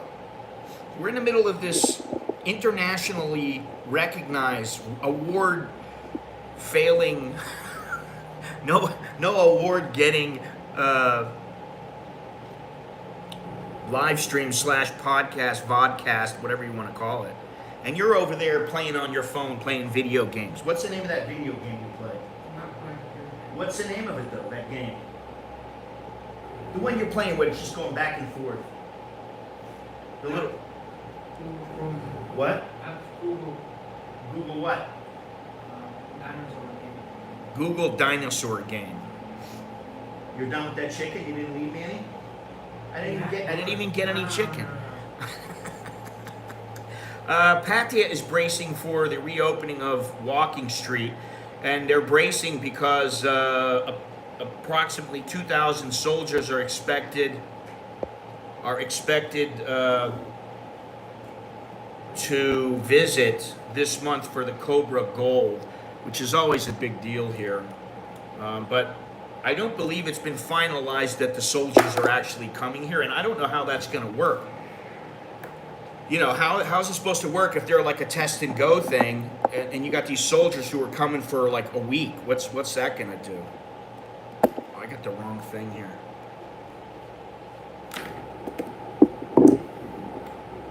How do you do this? What did I do wrong here? Oh. Nikki, you're supposed to be working here, You're supposed to earn your keep, man. Now, Nick is going to be getting a job shortly. At least that's what he told me. Right? He's going to be a barista. Isn't that what your dream is? Anyway, hopefully he will get a job soon. That would be nice. That way he can earn his pocket money. Let's see here. Yeah, the U.S. military is supposed to come to Pattaya, so be ready, Pattaya Bob. Sometime in the middle of February. Now, for those of you who are going to be in Bangkok, and Pattaya Bob, Jamie and John, if you're listening, we're going to have Andy here, we're going to have Chucky here, and we have Jono, of course, he's always here. And it would be nice to do a little meetup, like a little lunchtime meetup or something like that, or, you know, evening beer meeting or something like that. That might be nice. So for those who are interested, let me know, send me a message, whatever. You get what is this now here? Let's see here. You have 3 chances on your visit to Pattaya to win 14-night accommodation in hospital, hotel, prison on your dime. You got 3 chances. Yeah, I mean, that's still the issue, and it's not always so easy to find out if your insurance will cover everything, because they're like, well, it depends on the situation. Half the doctor called us, or half the hospital call us, and we can figure it out. Well, it's after that. At that point, it's too late, because if they're going to stick you in the hospital, you're responsible no matter what, and they make it a point to say, if your insurance doesn't cover you, you are responsible. So remember that. All right, what is this here? Now, I have to say, you know, once in a while when I take a motorbike, most of the time I just take it to, say, the mall, somewhere like that, like 5 minutes away, 10 minutes away. Usually no more than about 5 minutes. I don't take them for long trips, or trips that are, you know, 15, 20 minutes, 30 minutes, something like that. And the reason is because it's dangerous. Well, every once in a while they'll take me over this ramp that goes by Ramkhamhaeng Road. Instead of taking the lower road, they'll go up and over because there's less traffic. Now, they're not supposed to do that. Motorcycles are not allowed there. The reason is because it's dangerous. And sometimes I'm on that road and they're going like, you know, 90, 100 kilometers an hour. I'm on the back of a bike going, shit, man, one bounce and I fly off, that's it. And I'm always thinking, am I going to fly over the side of the ramp, the highway? And apparently that happened. A motorbike had an accident off the Chonburi overpass, and the guy flew over and onto, he flew 10 meters off the structure. I don't know how far forward he flew, but he went down 10 meters. And apparently he's going to survive, but he's in bad shape. And so, you know, it does say motorbikes are often forbidden to drive on overpasses according to Thailand's traffic laws, which I do believe that is something that's going to be worked on in the coming 2-3 years, because, you know, it takes time for governments to get their act together. But I do believe they're going to make some changes to the traffic laws, especially because of what happened with this motorbike driver when he hit the doctor and killed her. Is Nick allowed to decorate his apartment? Put up some nice pictures of Dad and the family. Yeah, Nick, what's up with that? You bring all your stuff, but you don't want to bring any pictures of your mother and father. What? Next time, he says. But you're not allowed to put anything on the walls. Or, you know, they don't particularly like it. If you do, you're going to have to fix it to where they can't see that you've done anything to the wall. And that is always a little bit of an issue, which means, oh, they might just keep your deposit, which, okay, whatever. But there are ways to do it. And I do really think you should have a big cardboard cutout of me standing up at the edge of your bed going, like that, sticking the finger at you, going, "Hey." And then you have a little picture of your mother next to the bed. So anytime you come in here and you're with the little lady, you got both of us looking at you, going, "Hey, don't do anything well, I'm not going to go there. Stay out of trouble." Do a black light walkthrough now and then again in 6 months. What's a black light walkthrough? You mean, oh, took me a minute. I understand what you're saying there, Longhorns. I'd be scared to do that. I don't really think so. Let me show you something, Dowlow.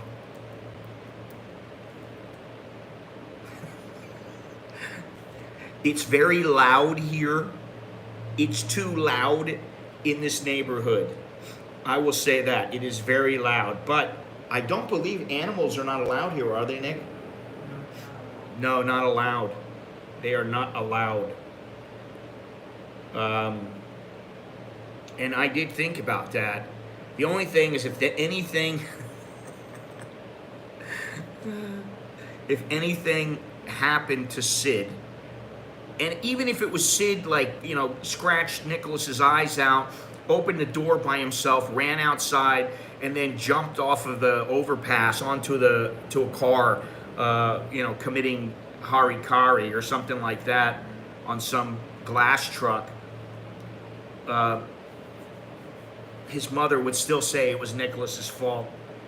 Sid can do no wrong. And you know what? Look, I got scratches all over the place. We're over here, over here, over here, here. He likes to play, but sometimes if you win a little bit too much or you do it just a little too long, he gets pissed. Sid's got a bad temper, don't you think? Nick, what about your scratches? Can I see them? Yeah, come over here and show them to me. You got nothing better to do.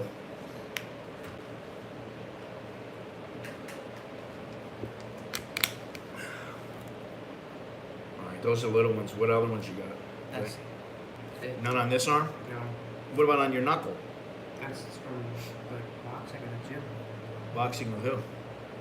Just by myself. Oh, at FBT? Yeah. Nicholas has been going to FBT. Let's see those muscles. Let me see your guns. Yeah, in and straight up like this. Like that.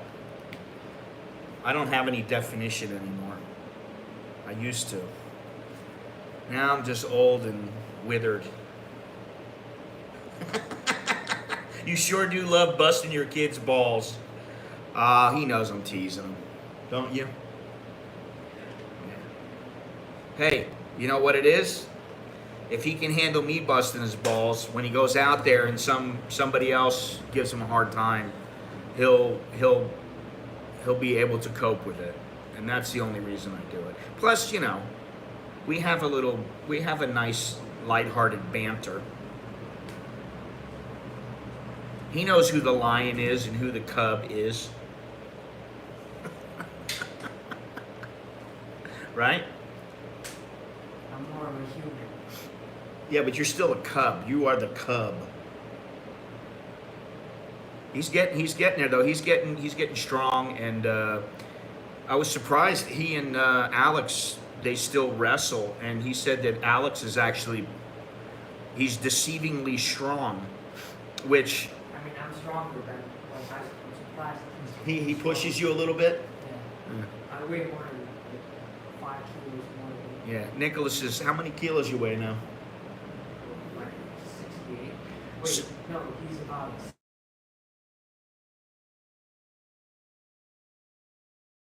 Pounds. 132, is that what that is? Yeah. And 100. 35. I'm blanking out. No. 68 is about 147, 149. I used to weigh less than you when I was in high school. And I was broader in the shoulders. More, you're a 33. I was a 30, and I was a 40. I think 42 or 44 in the chest. So you're up there. You're getting up there. He's been going to the gym. So anyway, let's get back to the important stuff. There is a rather serious article I wanted to go over. It's not too serious, but you know, at least to us. But to the Thais, it might be very serious. It's from the Thai Inquirer, and it's called "To Thailand in the Coming Times." Every few generations, the world and her disparate people find themselves at a grand crossing. It is a moment where the winds of history sweep up the prevailing sentiments of the day and blows it towards confrontation. We are there once again. For 2 years, the pandemic has brought the world's greatest powers to their knees. Economies have been ravaged, lives have been lost, and trust in society has been weakened. I'm going to say virtually lost, 100%. Compounding our fight with this plague that has so utterly changed the course of the world, the rise of totalitarianism once again rears its ugly head. Beyond our border and beyond our control, conflict between the great powers seems once more inevitable. From the frontiers of the Ukraine to the deserts of Syria and Iraq and the highlands of Afghanistan, the world watches as sabers are rattled and war drums are beat. The forces that fight for totality, whether in the name of ISIS or nationalism or in self-interest, have not been so bold in many a generation, while the forces of liberty and democracy have never been more in self-doubt. Contrary to popular sentiment and fanciful fiction, there is no linear course of history. There is no guarantee of victory for the banners of pluralism, just the promise of the chaos of the months to come. Why should we care? Now, this is a Thai publication in English, but I believe it is geared more towards, this article is geared towards Thais and internationally. Why should we care? So where does little Thailand fit into all of this? What can a country of 60-something million people do when the machinations of world politics is so beyond our grasp and hegemony? How can a people so uninvolved with world politics stand in the way of the march of history? For one thing, the problems of the world are not so far from our shores as we'd like to think. That is something that I've been saying for a long time, and something else I've been saying is that in general, the masses of Thais, they don't particularly, here, what about this? Take this. They don't particularly like the Burmese, they don't particularly like the Laotians, they don't particularly like the Cambodians, and they don't particularly like the Malaysians. So, you know, who do they like? Now, they respect the Chinese and they respect the Vietnamese. That doesn't necessarily mean that they really like them. And I've been saying this for years. When you really think about it, if you take a good look at it, they accept them, they tolerate them. That's the better word. They tolerate them. You know, and they may even do business with them on the borders and that kind of thing. But I do not believe there is any love lost between any of these countries. Just across the border, our fellow brothers and sisters in Myanmar suffers at the hands of a totalitarian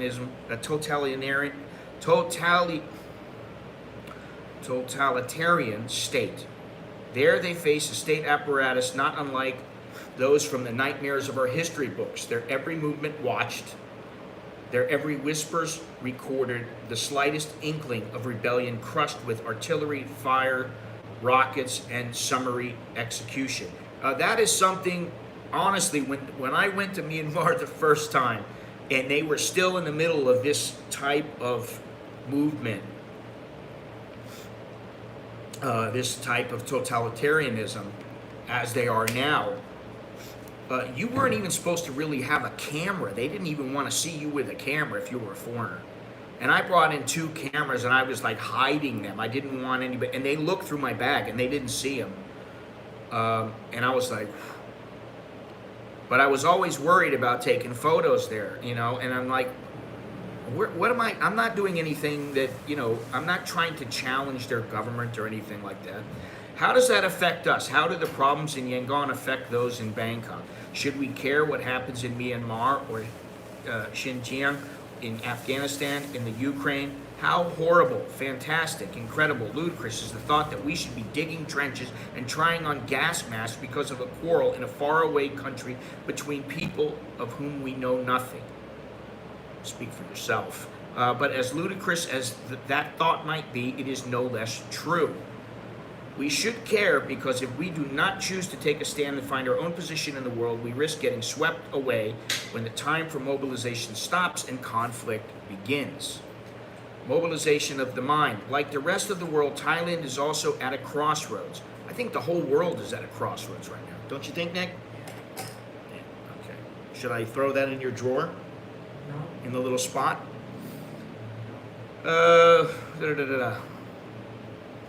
No, Nick has not met the neighbors yet. No.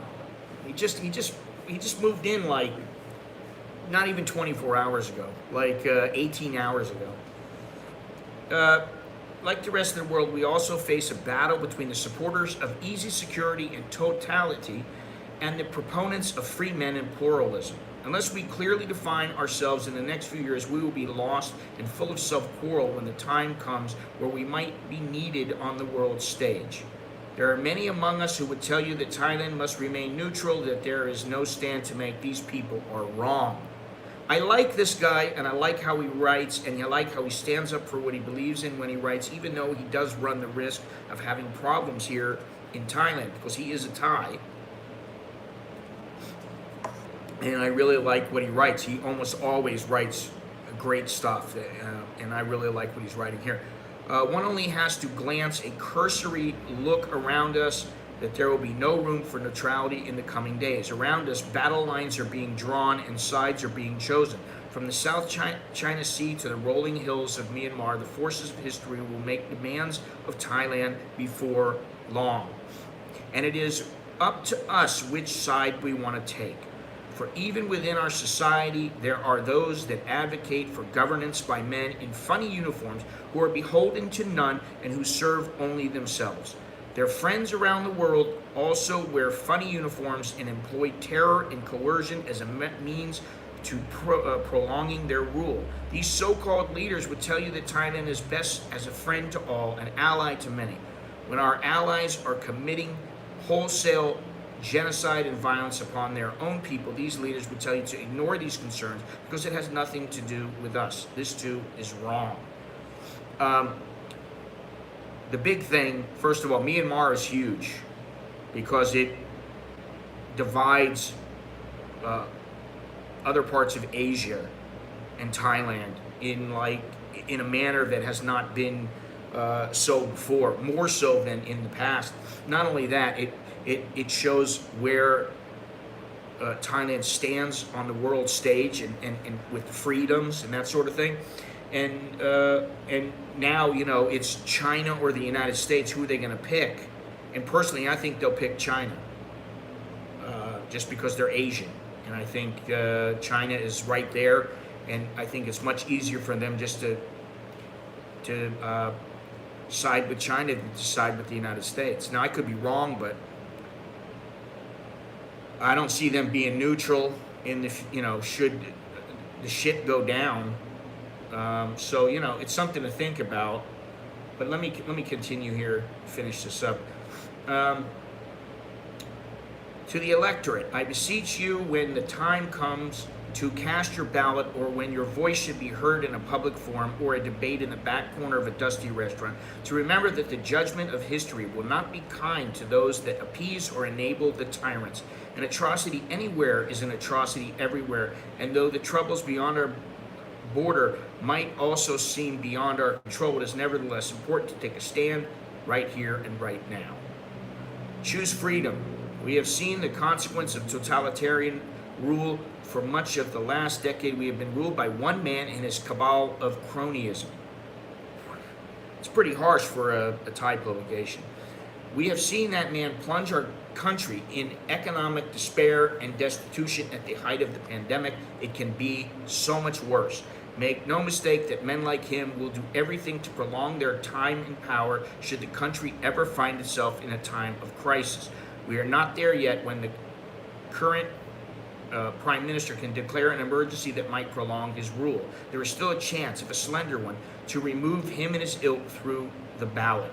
The next election is remarkable, as I've been saying for the last, I don't know how long. It's very important, this next election, which is in about a year. Not just because of its place in the Thai political landscape, but what it means for our country as we try to weather the storm that is brewing all around us. We must divert from the current course because it can only lead to total and unmitigated defeat. It is time that we do all that we can in our power, each and every one of us, to convince, support, encourage, and catalyst the forces of freedom and democracy. All right, I'm going to give you the link to this article, so if you want to read it, you can.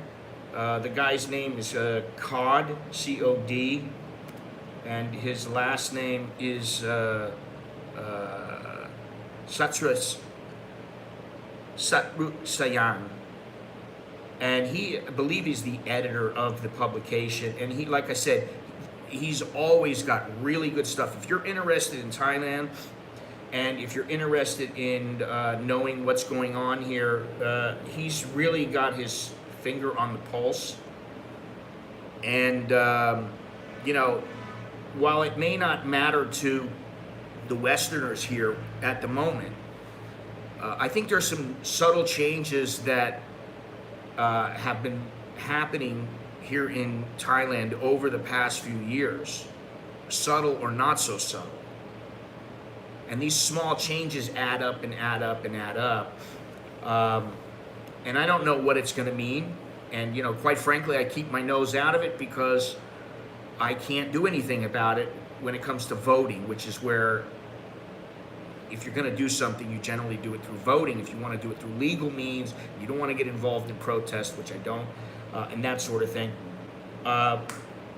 But that'll be interesting to see. It'll be interesting to see what happens next year with the politics and see how is it going to affect the government, how they treat the people coming in here, how they are they more welcoming than this government? Are they less welcoming?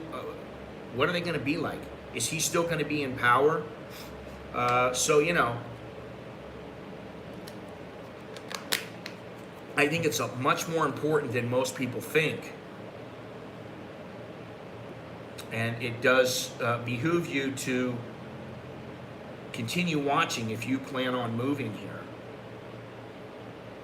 You know, this is where it comes down to when you're coming here as a part-time tourist or a part-time expat, or you're coming here as a tourist. They just want you to come here, give us your money, and then go get out of here. Okay, great. It helps our people. When you're living here, it's different. And unless you live here, you will not know how different it is. But it is indeed different. And I think something like this, one of the things that has always been an issue in Thailand is the political instability. And anytime something goes down, the foreigners are always wondering, hey, what's going to happen? What are we going to do? How's it going to affect us? Are they going to be pro-foreigner? Are they going to be pro-expat? What's the deal? All right, I already went over that. Let's see here. This is the slow trickle. We already went over that. Patia, we already went over that. Okay, now, here's something else. This is from yesterday, Bangkok Jack. Thais struggle to survive as food prices hit the roof. I will say something. Last night, we all went out to dinner, and we all ordered something. And then, you know, the woman said to my wife, can you please write it down? Write it down in the book and I'll make the order. She was very busy. And then she comes over to Nicholas and goes, what did you want? What did you get? Fried chicken with garlic? Yeah, he got a little fried, chopped fried chicken with garlic. Very easy order, simple order. I got a Kalpat Gai Kai Dao, which is fried rice with chicken and an egg on top. Another very simple order. She asked us to write it down. My wife ordered something else. She writes them all down. I see the lady, putting out these orders, and I'm like, well, we're the only ones sitting here. Where's our order? She comes over to Nicholas. What did you order? Okay. Then she gives him his, and my wife goes, what about my order?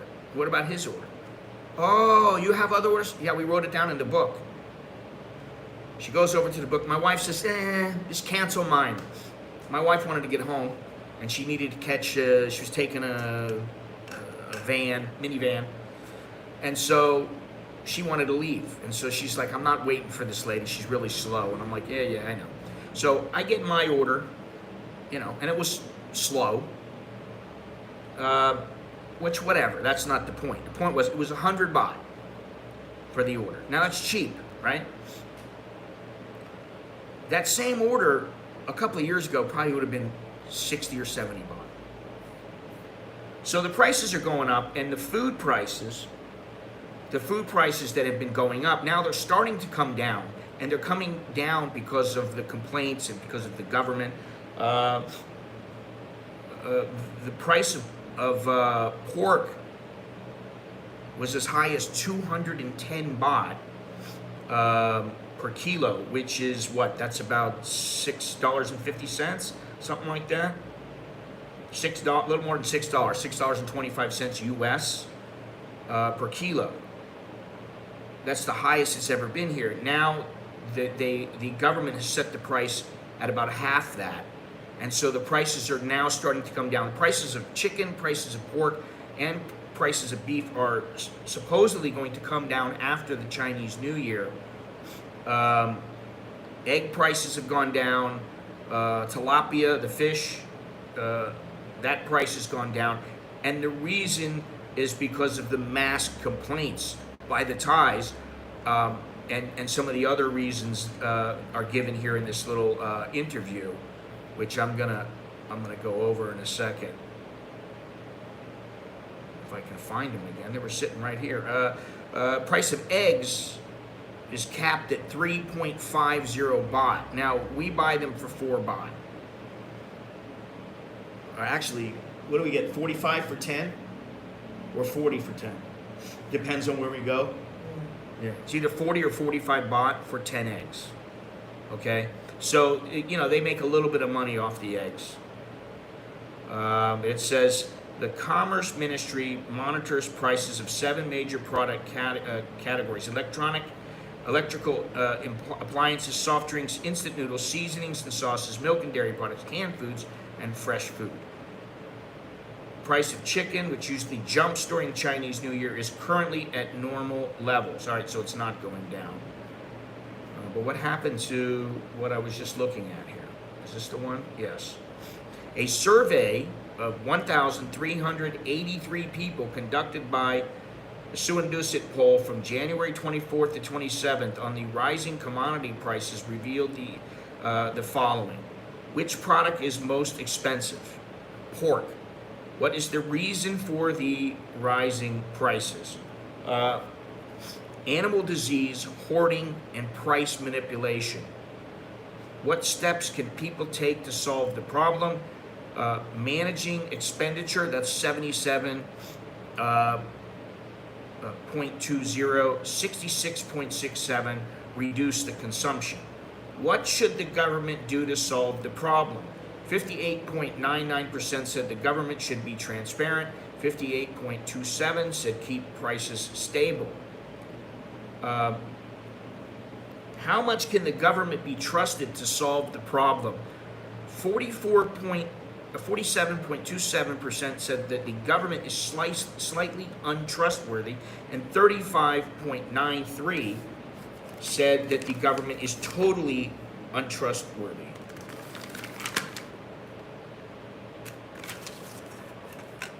Let's see here. Which organization should tackle the problem? 79.6% said the Commerce Ministry, 57.88% said the Agricultural and Cooperatives Ministry, and 55.82% said the Prime Minister should tackle this problem. Which, I mean, how many things can the guy do? I understand he's got he's the leader and everything, but this is supposed to be relegated to his or delegated to his underlings. Too much glare coming off Chucky's cheeks. Ugh. Is that all you think about, Gennaro? You got one thing on your mind. I will treat Thailand like a hot flight attendant I am dating. Great for a good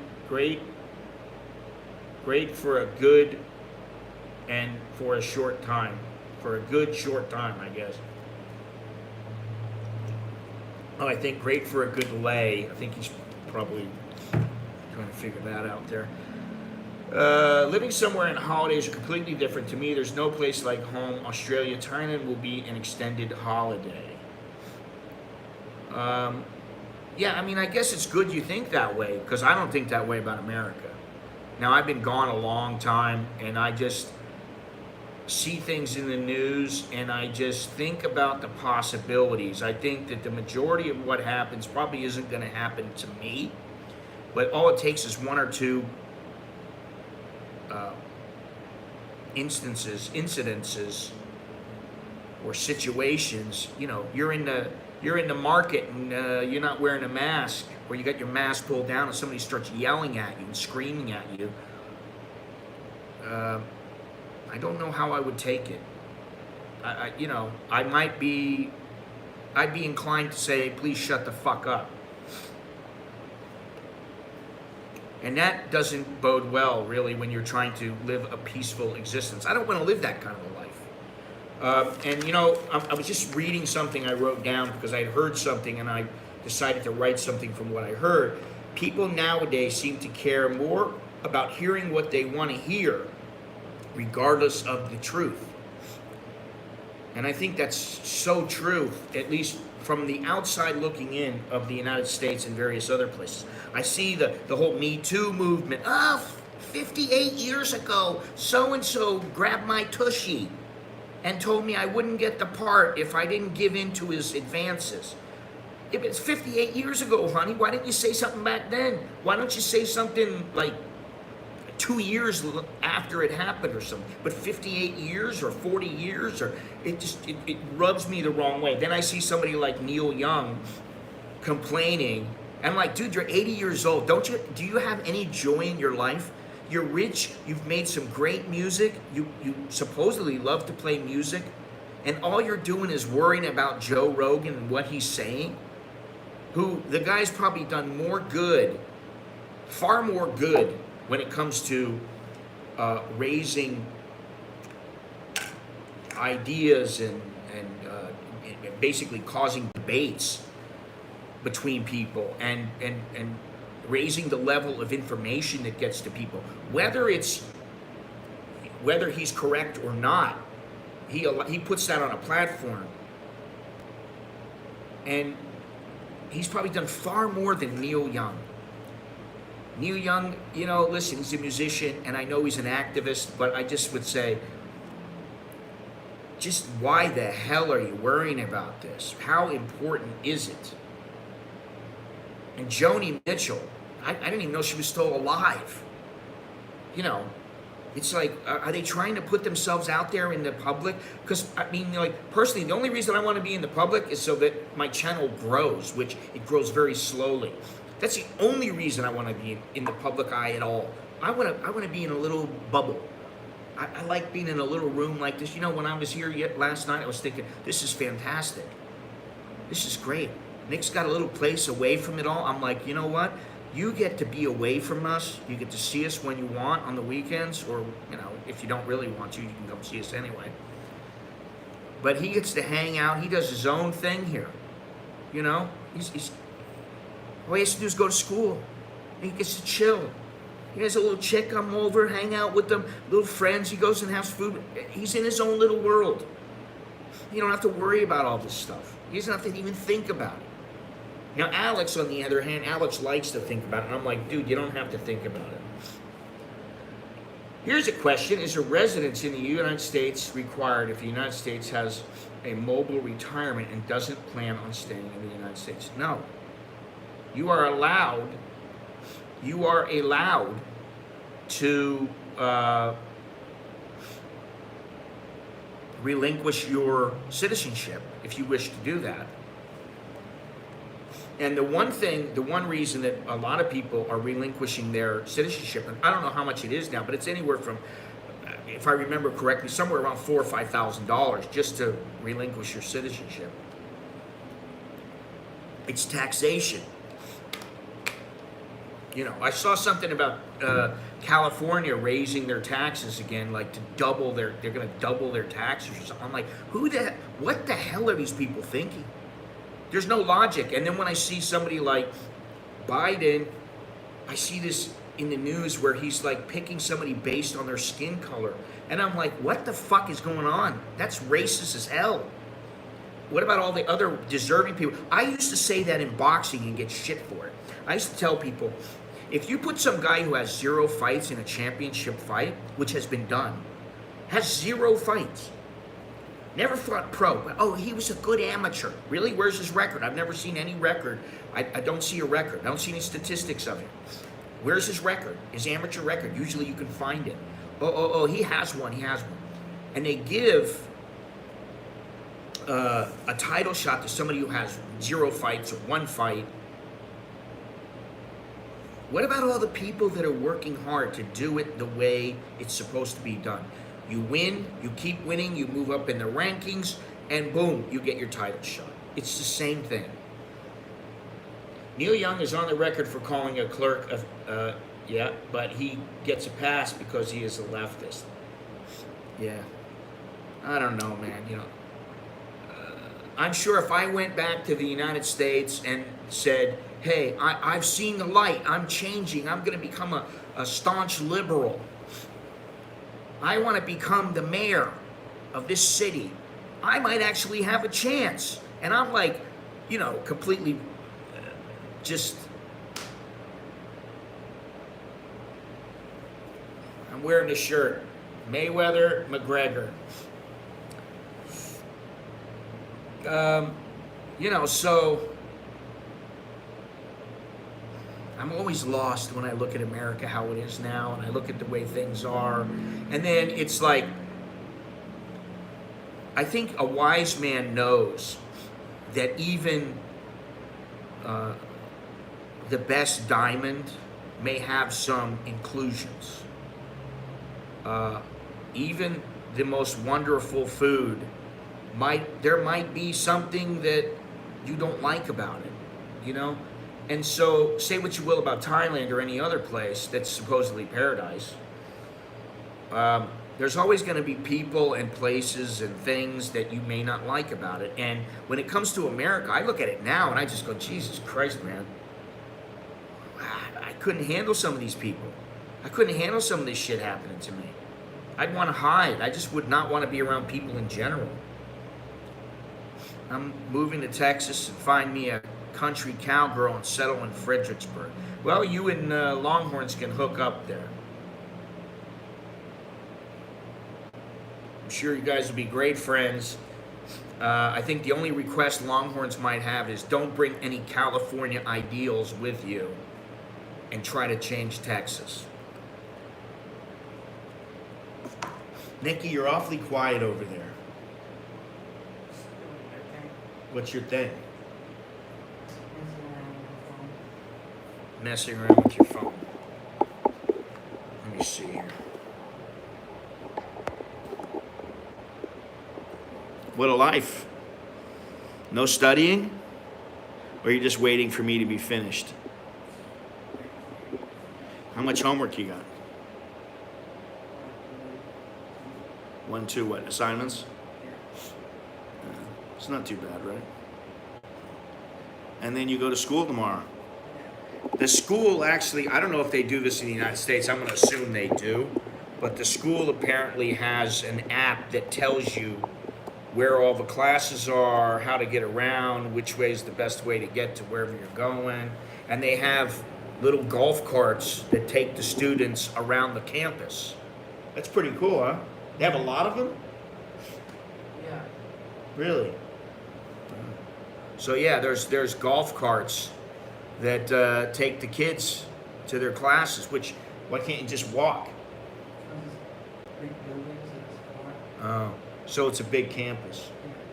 So yeah, the campus is big. Then come to Thailand for 3 months a year. 3 months won't be enough, Gennaro. You can have golf, you can play golf here.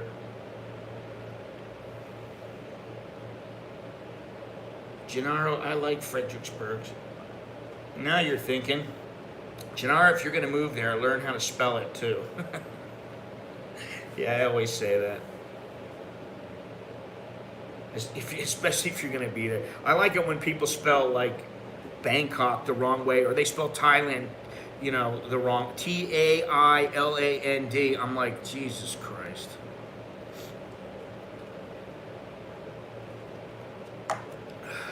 Anyway, let's see here. So anyway, the Thais were, they're been complaining about the prices, but here it says, how long do people think they should have to shoulder the high prices?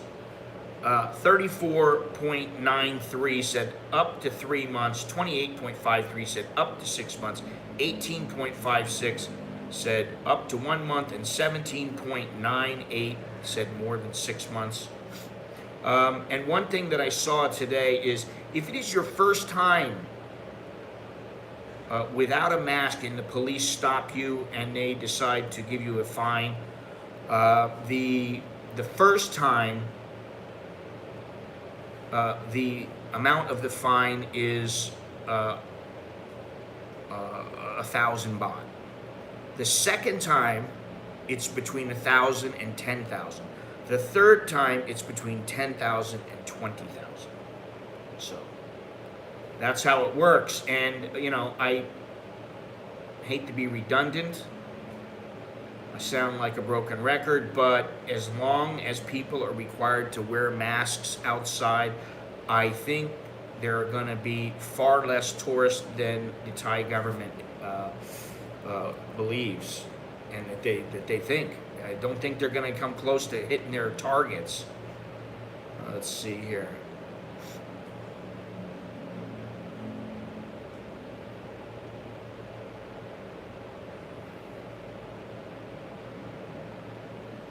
Cannabis, all right, just a couple days. Cannabis. What are we looking at here? Back when I enrolled, I had strangers. Where was my classroom? The beginning. I call it Fred for short, like the locals. Okay, you can go live in Fredericksburg, Gennaro, but the barista will never be yours if you decide to live there. You can get yourself a little cowgirl, but you might, hey man, you can get yourself a little heifer. All right, let me see what else we got here.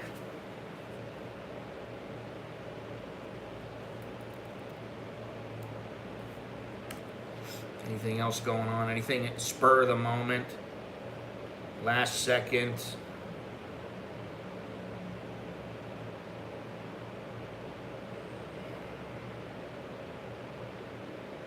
Okay. Talking about Thailand and the growing, the increasingly older society.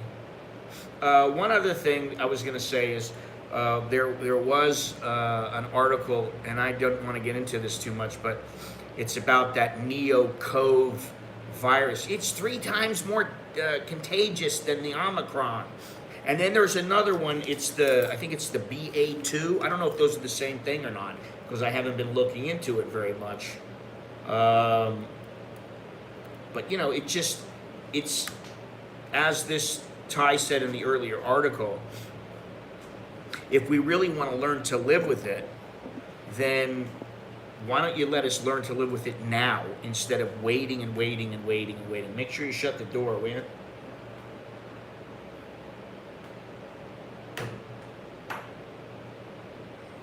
Okay, let's see here.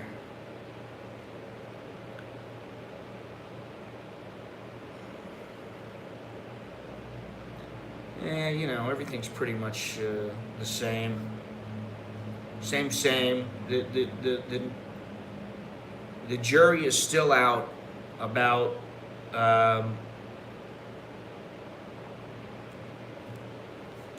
this test and go.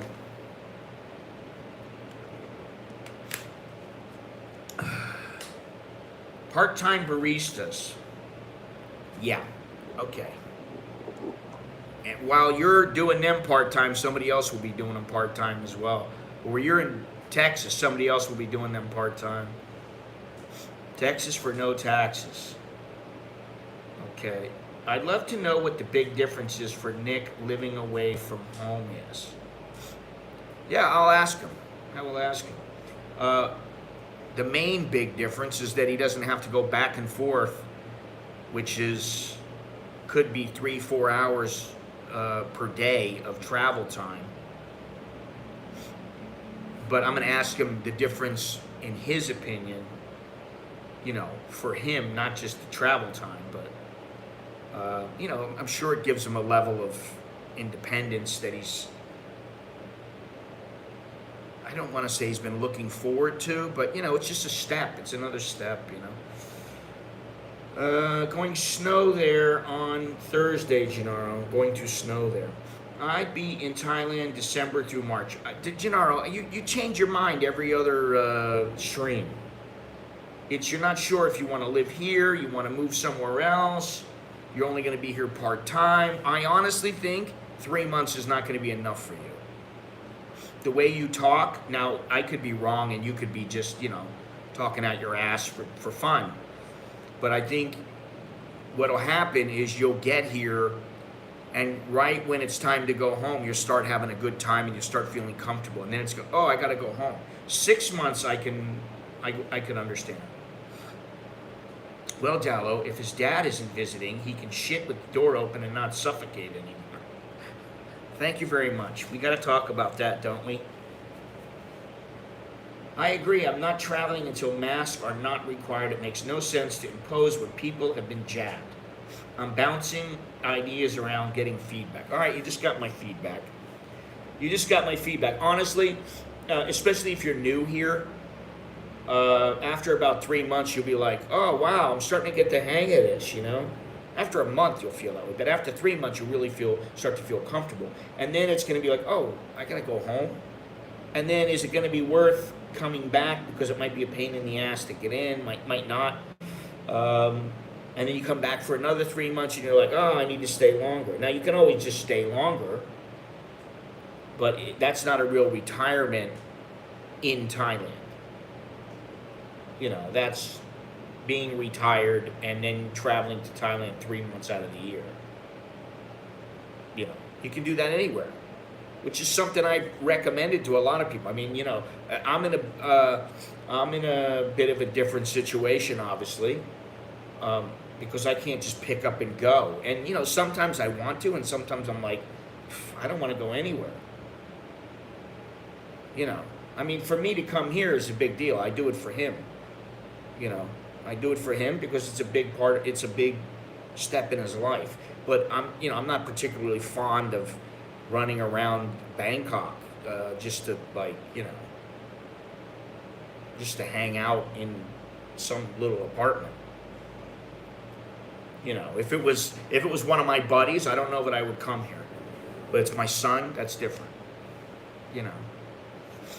What is this? You bounce ideas while I bounce some titties.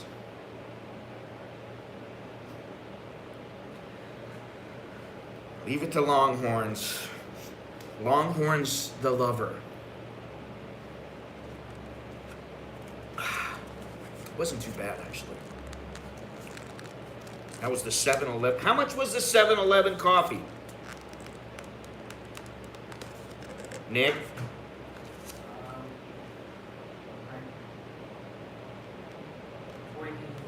Uh-huh. And what about yours? Somebody wants to know, what is the big difference for you to live away?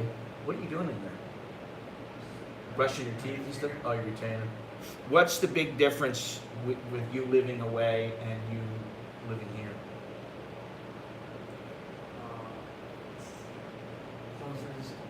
Yeah, we know that. That's why you're here first and foremost. But what do you feel like? I don't have a place. And you don't have to deal with us? Yeah. Who is the one who nags you more? Me or your mother? Who gets on you more about do this, do that, make sure you do this, don't forget that? Probably Me? Really? you. Oh, I'm shocked. I really am Yeah. shocked. Probably doesn't really tell me to like do the laundry, do the dishes. Well, I don't tell you to do my laundry. Yeah. No, I don't. I ask you to bring the laundry downstairs for me because you're going downstairs. Yeah, make your mom better. He's got like 3 chores and he complains about them all. No. He's got to do my coffee. I clean the cats. That's not me. I got nothing to do with that. I gotta do the coffee. It's not my cat, and I said to you guys, if you're gonna get a cat, you guys are taking care of it, not me. Right? I know that. Okay, so you can't attach that to me. I understand you like your independence, you like your freedom. If you want, you can have a buddy over here, you can have a chick over here, and you don't have to think about me and your mother. Like, you come home, you bring a girl home, and your mother would be like, grilling her. Where do you come from? What's your family do? She would ask all kinds of questions, right? But I actually am on you more. You more like. I'm the chores. disciplinarian. Yeah, the discipline. That's true. I am the disciplinarian. Mom is more like strict. Yeah, but what happened yesterday when you came over here, or she came over here? What happened after we had this place the way that we liked it, or way that we thought was pretty good? Now, she did put the basket in the corner, moving the thing over, and that was good because I don't know why I didn't even think move it over. Maybe I was too lazy to move it. But that's good. But what else? What did she do? As soon as She changed. she started changing things around, no, this is no good. Just like a woman. That's what they do. They want it their way. All right, go back to your teeth, all right? He's got a retainer, so he's got to worry about that thing. All right, what is this? Let me see here. Longhorn, do you think about retiring full-time to Thailand? I'll be 49. I am. I'll be 49 in a few months. Gennaro, too many baristas, too little time. I agree, Jim. When you go back, what? When go back and go over, Nick has to go back to make my espresso, but I do pay him. Well, I do pay him as well. In more ways than one, he gets paid. The kid gets paid. And he's got to cover his, hey. Let's see here. If no COVID, Gennaro, I could be there now on the ED visa. What's that? Erectile dysfunction visa?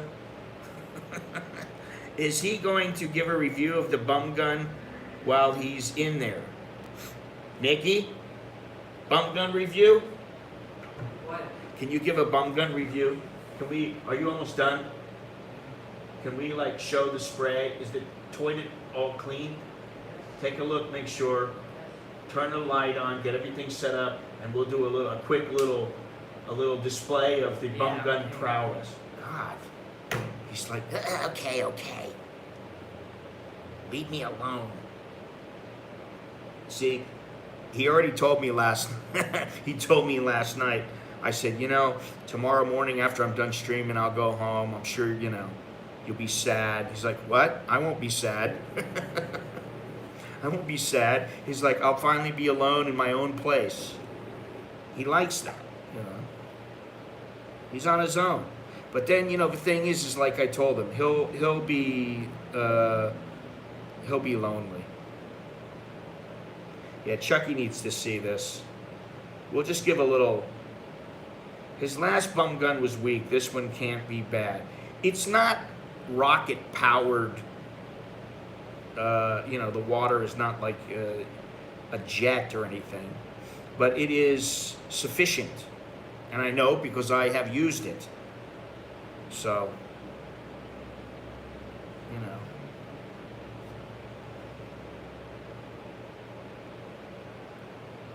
Now, let's see here.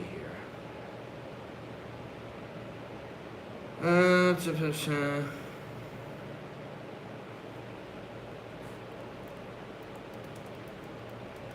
what's today? February 2nd. Oh, today, just so you all know, here in Thailand and some other parts of the world, it is 2/2/2022. That doesn't always happen. That doesn't happen so often. Think about that. Let's see here. What was that? I missed that. Nick can take his laundry home and pick up his meals for the week. Yeah, I know. Actually, we don't have the little refrigerator yet, so his meals are going to be limited. But he does have like the noodle type we like. And actually, I should show you that. It's a very nice noodle dish that we like. Let's see here.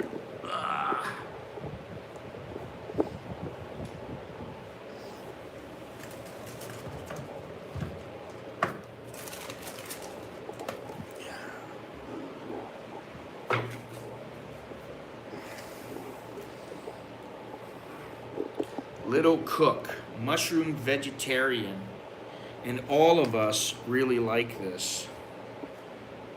It's about 40 baht, and it's a, it's not a huge meal, but it is a meal. And then, of course, there's always the joke, ready-made joke.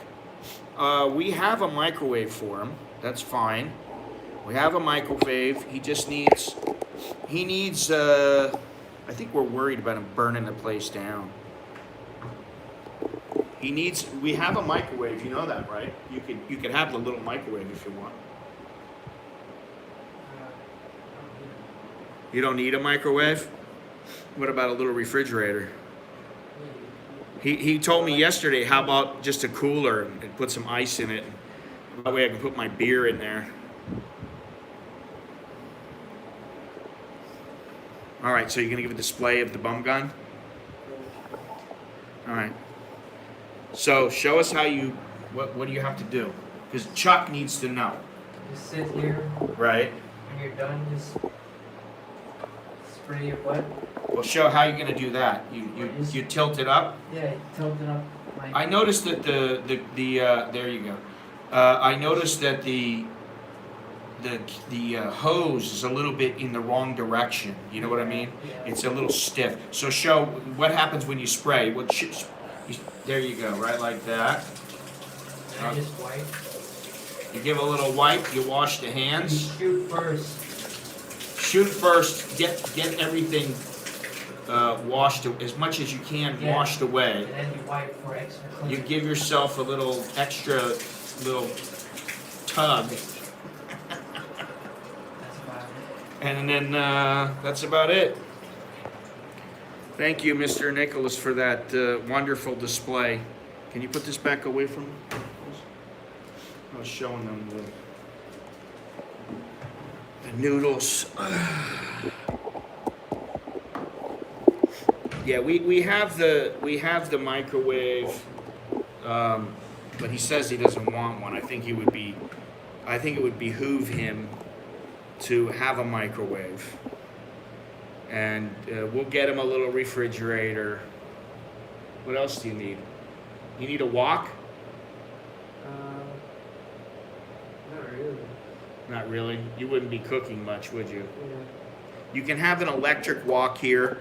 You're not allowed to have gas, as in gas, a gas stove or a gas anything. Taste it. Same routine for a squatter.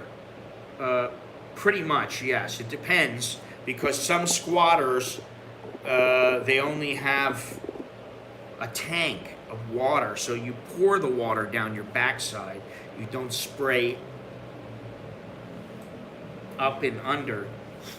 And you want to spray it at a slight angle backwards, and then kind of straight up, and kind of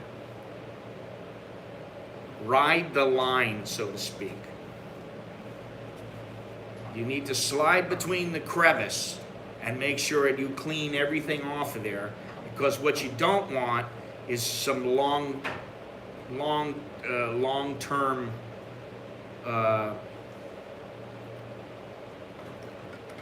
what's the word I'm looking for? Long-term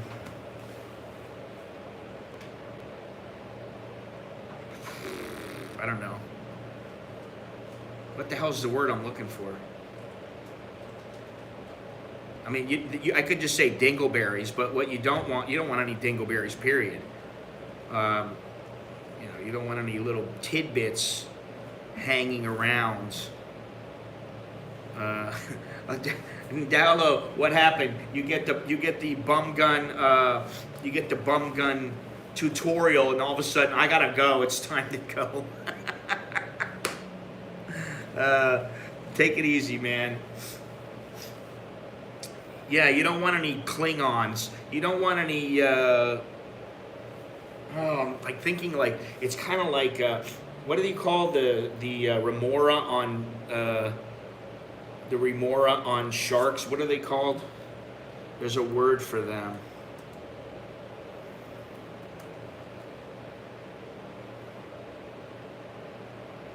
Yes, there is a relation. Oh, they are they're long-term attachments. Yeah, whatever. You don't want to have that symbiotic relationship continuing for longer than necessary, as in a few seconds. So yeah, you got to make sure you use it.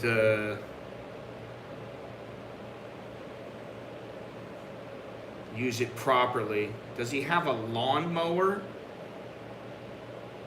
Oh, you mean like the Manscaped lawnmower? Do you need a Manscaped shaver to trim your... He doesn't need that. He doesn't want to shave at all. Did you bring razors? Yeah, you got razors. What about shaving cream? All right. We're going to have to make a list. You make a list and then send it to the family line. All right.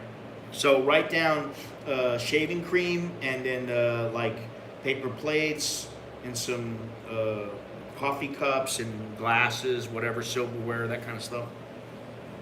Yeah. All right. Here we go. The ladies will be queuing at the door. Supposedly the ladies will be queuing at the door for you, Nick. The thing about Nick is he's so I don't give a shit that it draws them to him, and then he doesn't even really care. He's already got a hot pot. He's already good to go. By appointment only. Yeah, you know that, Nick, I have to teach you this. You do know that it's not acceptable for a girl to come over here whenever she wants without sending you a message and asking if it's okay, or calling you and asking. She can't just come over like unannounced. Because what if you have, like Noke is with you, and you have little Noi decides to come over at the same time and see you, and you're going to be like, you didn't call me, huh? Yeah, okay. He really does not want to talk about this.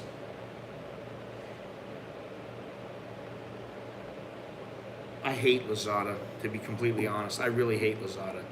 For cheap stuff, it's okay, but he already has that, so he doesn't need it.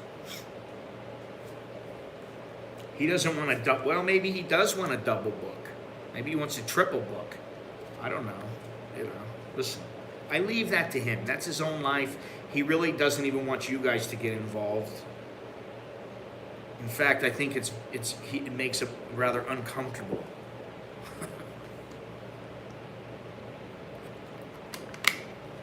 And I don't blame him.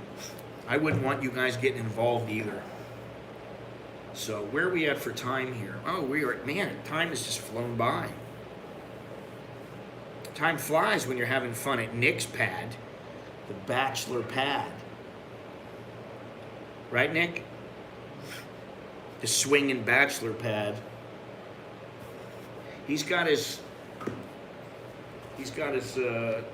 speaker here. The only thing, he doesn't have a TV either. But he's got his computer, so that doubles as a TV. So, you know, it'll take a little time. It'll take a little time. I can't stand Lazada, man, really. I hate Lazada.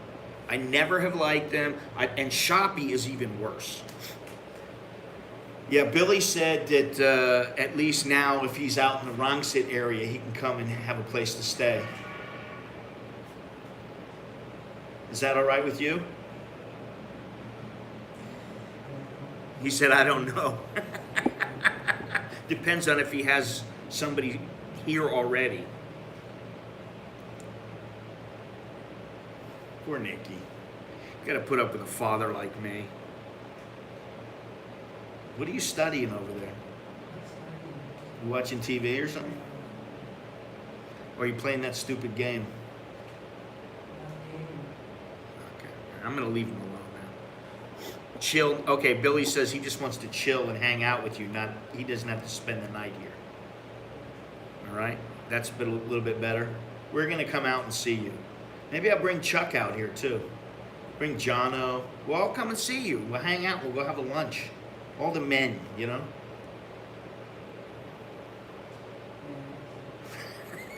He doesn't want to be with us old people. That's what it is. He thinks I'm too old, so what are you going to do? It's just how kids are.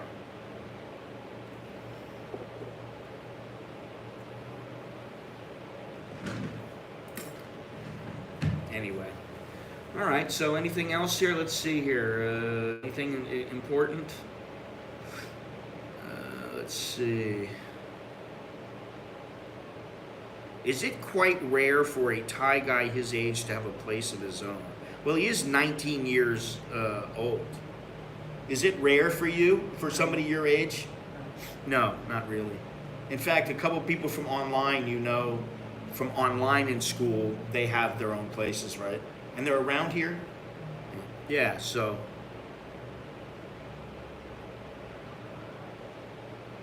I understand you've traded hundreds of orders there. I fucking hate it. I don't like Lazada.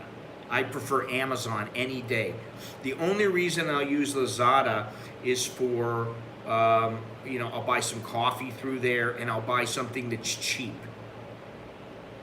That it doesn't really matter if the thing breaks down after a couple of, like Nicholas bought me a coffee grinder. How much was that? 105 baht? Something like that? It was cheap. And the thing still works, and it actually works pretty good. Y'all are too old. I'm going alone. You're just a young kid, man. 49. Amazon delivers in Thailand. It does depend on some of the products, though. Some things they won't, but many things they will. But there are things that it will say, sorry, we don't deliver to Thailand. Now, the thing that you can do is you can just use a freight forwarder, and it may or may not be worthwhile. If it's something expensive and you're going to save a bunch of money, then, that's good. Grab Food is awesome. Yes, Grab Food is very, very good. I never use any of the other ones like Line Man and Food Panda and all that shit. I don't use those. Line works very well for me, and Grab works very well for me. But for food, it's Grab.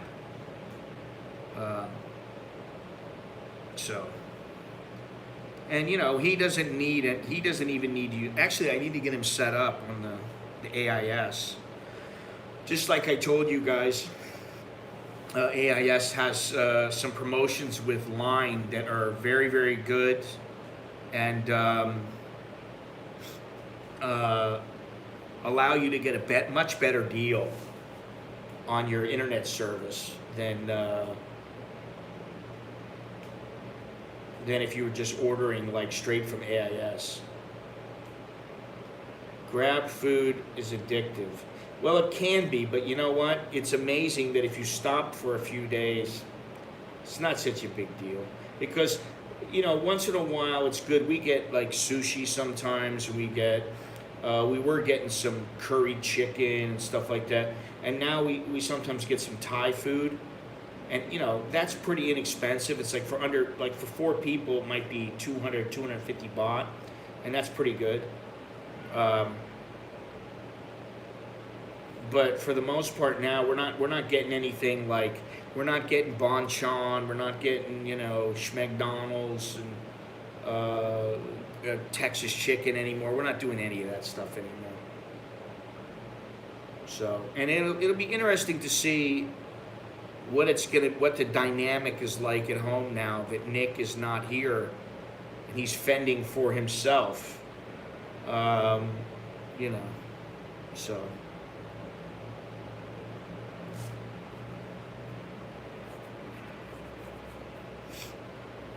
But he's got, listen, just that's the thing about Thailand. Unless you're out in the middle of nowhere,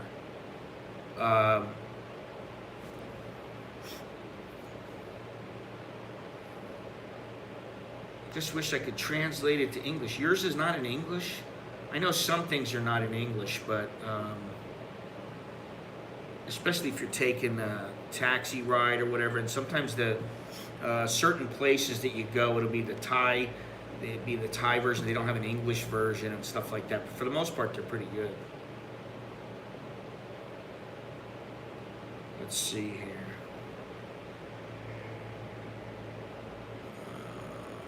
Everything is test and go. This is all the same shit.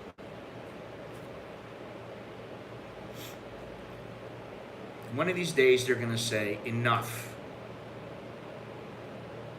But, is that going to be before are they timing it to where they open everything up and say, okay, let's learn to live with it, no restrictions, no mask, no nothing, and it's right before the election so that everybody decides, oh, he's such a good guy, let's vote for him? Is that how it's going to work? I don't know. Quite a few restaurants in Thai on Grab Food, a lot of deals in Thai writing. I need to learn to read Thai. It's not really all that difficult, Longhorns. Once you learn the letters and how they sound, and you learn, even a few of them, it gets much easier.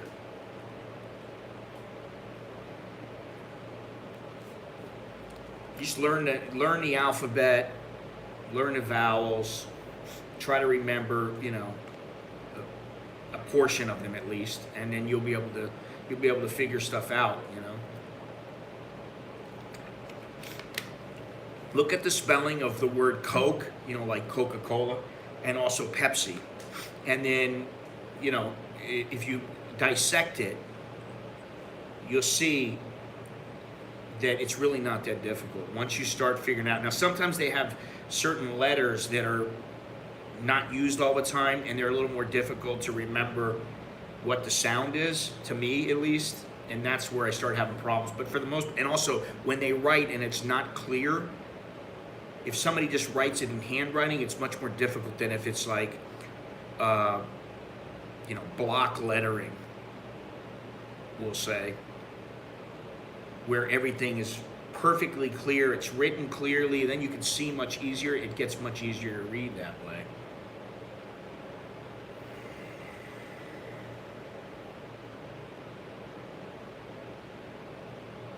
Is it nice to live around BTS Talat Plu? I don't know. I've never lived there.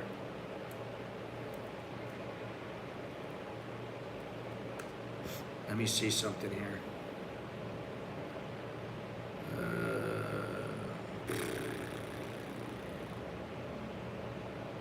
It's Thonburi. Ratchaprut. Yeah, it's far, man. It's far from the center of Bangkok. I don't know why you would want to live out there, unless you got some chick or something. I don't know why you'd want to do that.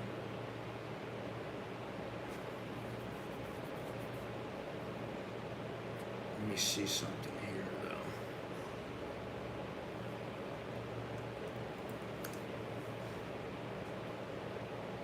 I haven't had that question before.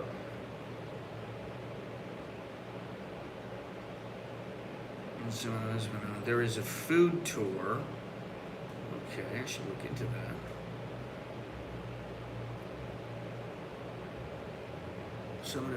Siloam to, okay, so it's a ways from there. What are the travel restrictions? There's no travel restrictions. Okay, there's a market out there. Let's see here. Have I been to this place? I believe I have.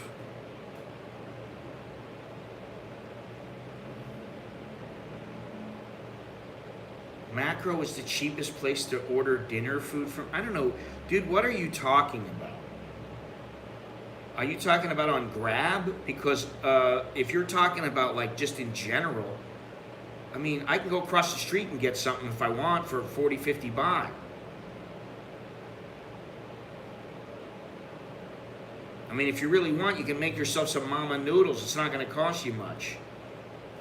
You can make dinner food like that. You throw 2 eggs in there, put a little bit of vegetables in there, and you get a couple packs of mama noodles for 5 baht each, and it costs you fuck all. But, you know, I don't really want to eat like that all the time. So.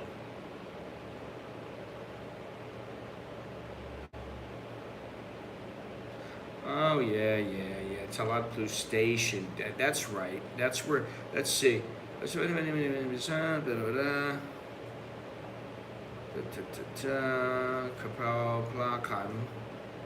Plakan called fish masu. Let's see. You don't eat cheap. You just said that that Macro is the cheapest place to order dinner food from. There's good dinner food everywhere, dude, and it's inexpensive. Or it can be as expensive as you want. I don't know what you're talking about, really. You make no sense. You're like, it's like you're off today or something. I don't know.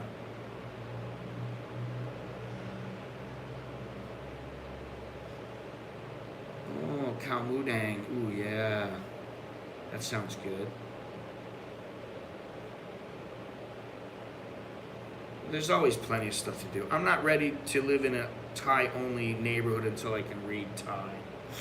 Well, would you consider my neighborhood a Thai-only neighborhood?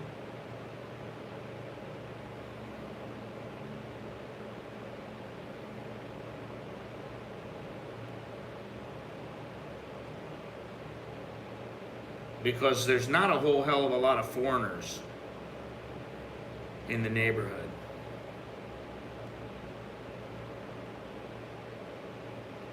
Oh God, this dickhead. Let's see here.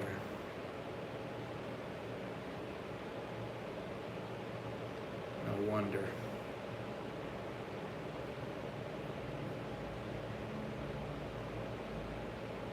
I mean, you know, there are foreigners in my neighborhood, but not many. Almost, but leaning that direction, yeah. I mean, once in a while I'll see some foreigners in Starbucks or in the mall or something. There's a few guys that I know and I've talked to for a while. There's some Brits, some Aussies, the occasional American. But in my neighborhood, I mean, I've seen a couple of foreigners there, but you know, I can't remember the last time or if I've ever talked to a foreigner in my neighborhood. I've seen a few, but I haven't talked to them, and I believe that the majority of them are not there now. There might be 1 or 2, but that's real. I've only seen maybe 3 or 4 the whole time I've lived here, so. And that's okay with me, but I tell you what, I don't particularly want to live out in the middle of some village, you know, out in the Bangkok. You know, there's part of me that does and part of me that doesn't. So you try to get the best of both worlds, you know, you try to fit it in somewhere where you go somewhere and it has everything you want and you can be alone and, you know,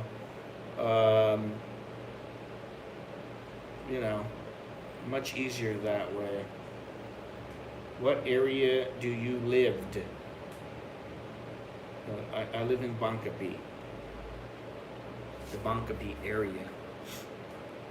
This is not the Bankapi area though, where I am now, because this is the kids' pad, not mine.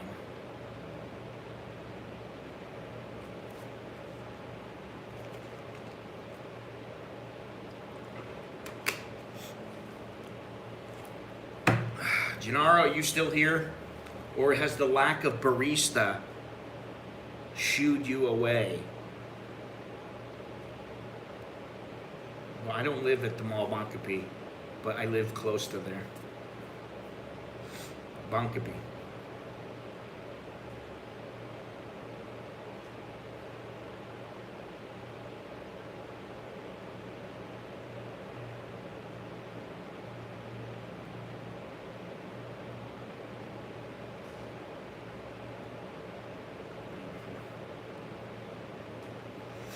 Doing laundry. Now I forgot what I was going to say to you. I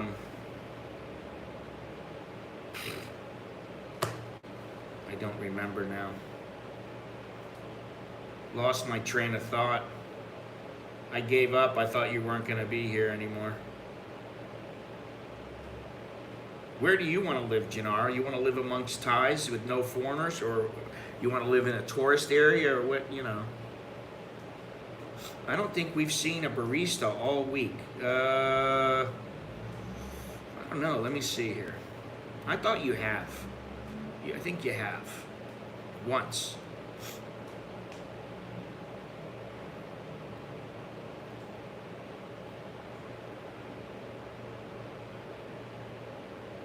Let's see here. Yeah, I'm pretty sure one time this week I was in Starbucks at the Mall Bankapi. I like cosmopolitan areas such as Tonglor, Ari. Okay. We got a rear view of a barista this morning. Yes, you did, Carl. I've forgotten all about that. Patia. You know, I've been meaning to go out there, but I gotta wake up and go, okay, I want to go there, and or hey, let's go tomorrow, and then I'd like to go with Chucky, and you know, it depends if Andy's around, maybe he can go too, but I don't know. Where's the highest concentration of coffee shops? Everywhere. Gennaro needs to know barista per capita numbers. Well, that's a tough one right there. That's tough, you know.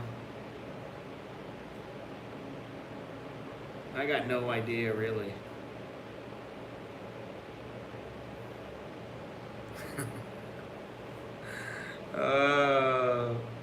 Gennaro, are you a equal opportunity kind of guy? It's not a BTS line, bang bang. It's a MRT line.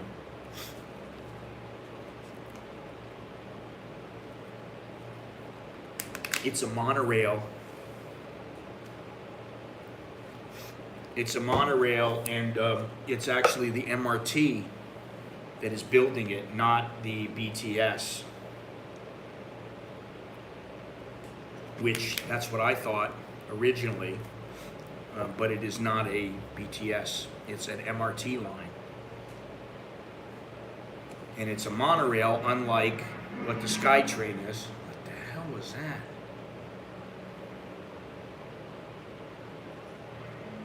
Strictly female baristas.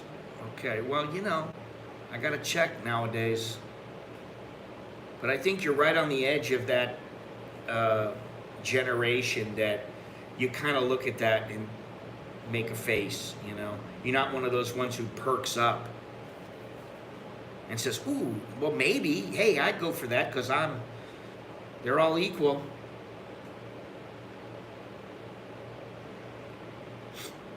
This is not the case. The MRT is the one building this, believe me. I've already checked, looked into it, researched it. The MRT is building this monorail, and I don't remember exactly why, but it is an MRT line, and will connect with an underground line, but also it will be above ground, and it is monorail as opposed to the way the SkyTrain is run, which is just like a train.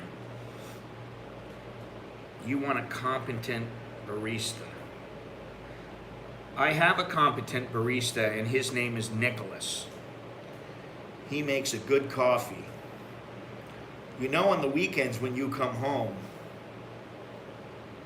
all chores are reinstated. You are going to be making the coffee. Well, then shut off the air. Did we turn the air? Where is it? Oh, it's up here. I don't know why you leave it up there. There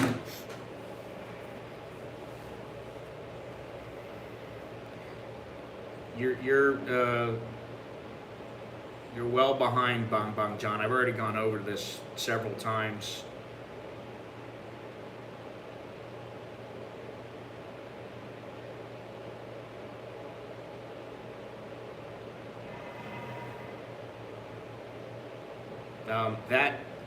That particular line in front of Bankabi, as I've said, is going to be a huge boom to at least the people in the neighborhood who will be able to get places without having to go via taxi or bus, or it gives them another option. They don't have to take the boat, and it will go to far more places. You'll have you'll have the option to go many more places than if you were to take the boat or take a bus. It's a bit more of a pain in the ass.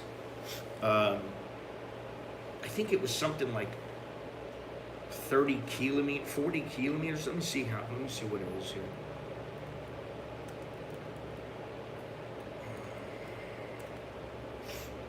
I forgot how many. Well, this is not the one I was looking at.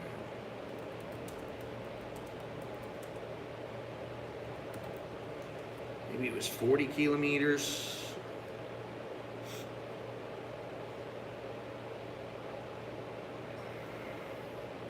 Why did Jono choose the area he lives in? Well, first of all, he's right next to the SkyTrain.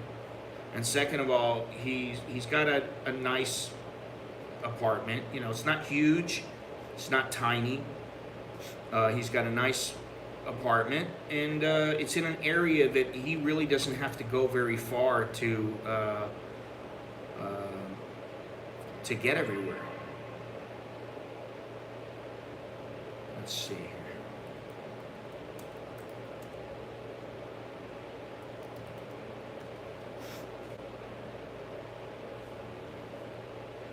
Okay, the MRT Yellow Line is an elevated mass rapid transit line under construction in Bangkok and Samut Prakan. The 30.4 kilometer line will have 23 stations and cost 55 million baht.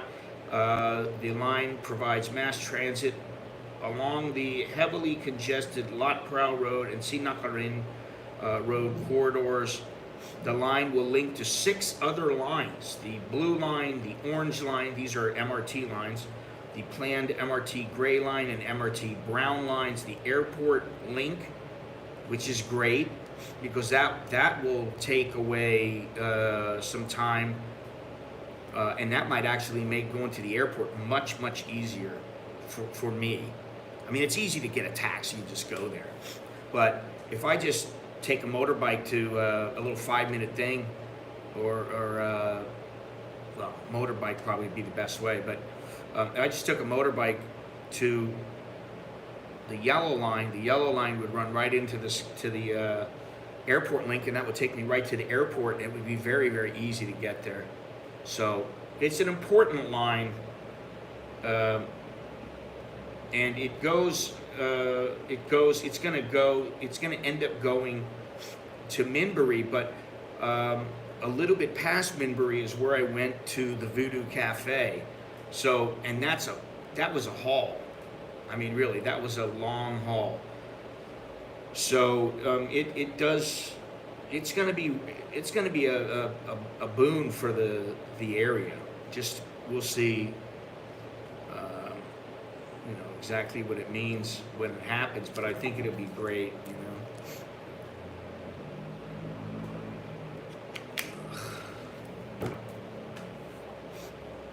Better than being stuck on Ramkhamhaeng or Lod Prow in a taxi. Exactly. And if you go at the right time, you probably are not going to have a huge number of people. You'll be able to get a seat, which is, that's great. You go 10 o'clock. 10 o'clock to about 3 o'clock, maybe 9:30. You should be able to get everywhere, and you'll be able to get a seat. It won't be too crowded. You're not going to be standing next to each other going like this.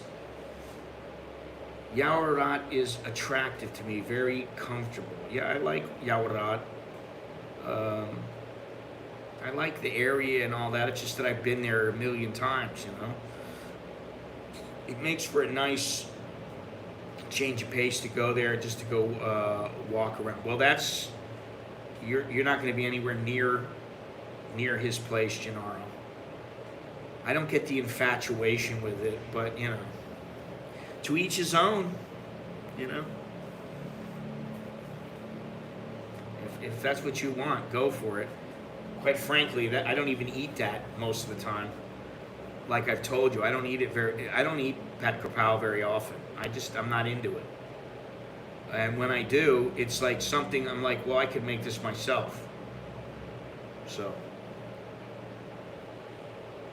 you just like saying it because you think it rises me, but it doesn't bother me. Oh, son of a bitch. The stream's not even finished, and they're already saying it's demonetized. I'll be staying near Sarni's. Sarni's is a great place, man. They could make it a little bit bigger. And then the only other thing is it's so good that you end up spending far more than you would in other cafes or coffee shops. I actually like the Sarni's near the river better than the one near the hotel you were staying at before. All you got to do is look up Sarni's Bangkok, Gennaro. There's 2 or 3 places, and all of them will be good. But personally, I like the decor and of the Sarni's that we went to, Longhorns and I went to because of, at the river.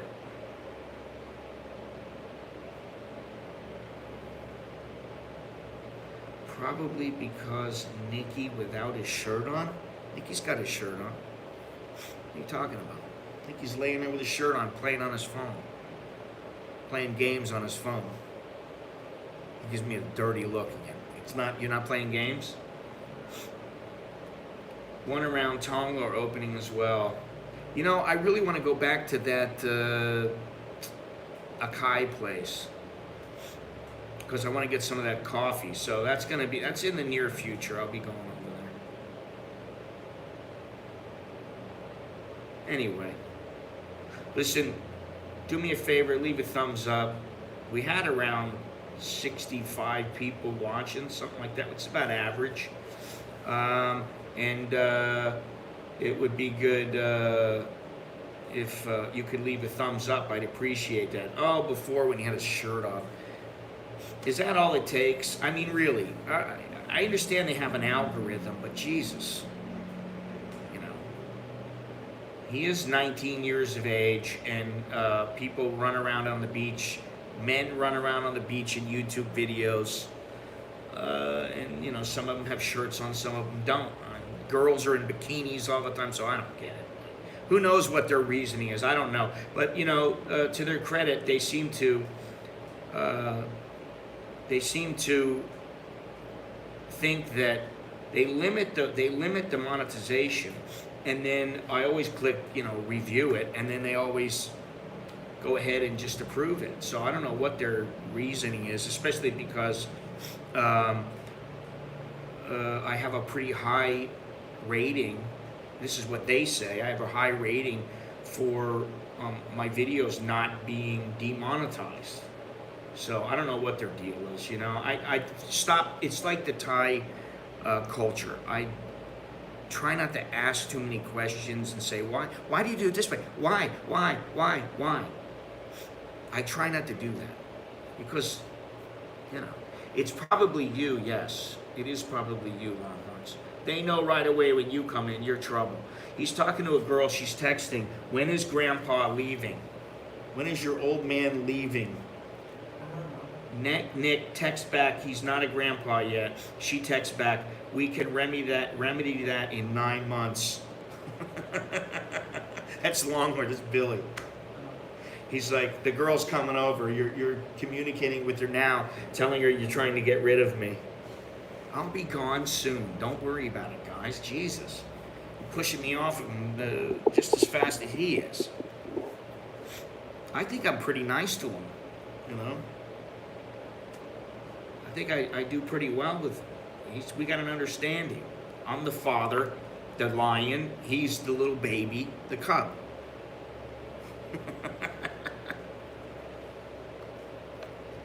No, he's a young man.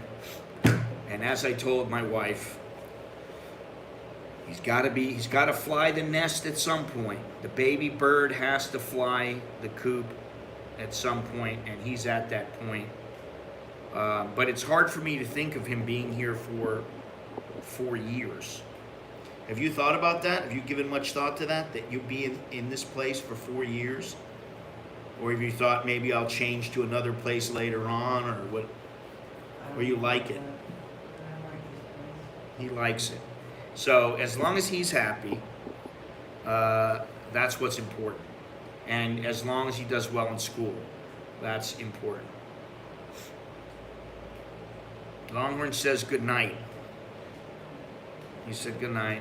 Good night, and he's waiting for you to come over so you guys can hang out and you can show him your little pickup tips. How to pick up girls.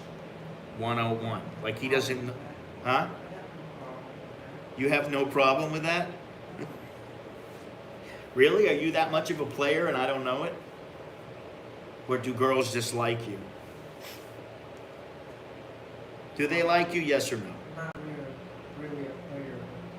They do like you? Yeah. Do they like your long hair now? I don't know. Have any of the old girls, like your old girlfriend, has she seen your long hair now? Yeah. What'd she say? Just saying it's So she wants to go back with you. fine. No. She doesn't? Or do you? Is it you that doesn't want to, or her? Or you both have went on your separate ways and moved on now? Yeah. So you're good friends. That's good. He eats my food, always asking him to make me an espresso. That's what Nicholas says. Yes. My old man's always bugging me to do something for him. And when you have a kid, you'll do the same. You will. Believe me. You'll see. You'll get a little older and you'll be like, I'm really tired. And, you know, why do I have to get up and make myself an espresso when the kid's standing in the kitchen right there? He knows how to make the espresso, you know. And that's how it goes.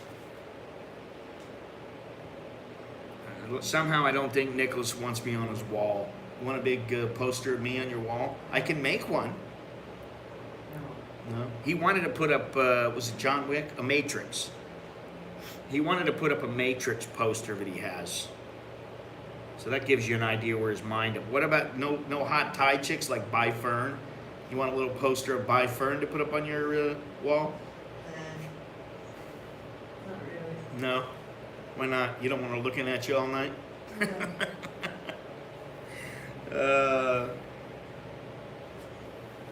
Anyway, listen, guys, it's time to go. This has been a long stream. It's a Wednesday. Feels like a Saturday or Sunday. I know it's getting late. We've been, this stream has gone on way too long. 3 hours and 15 minutes.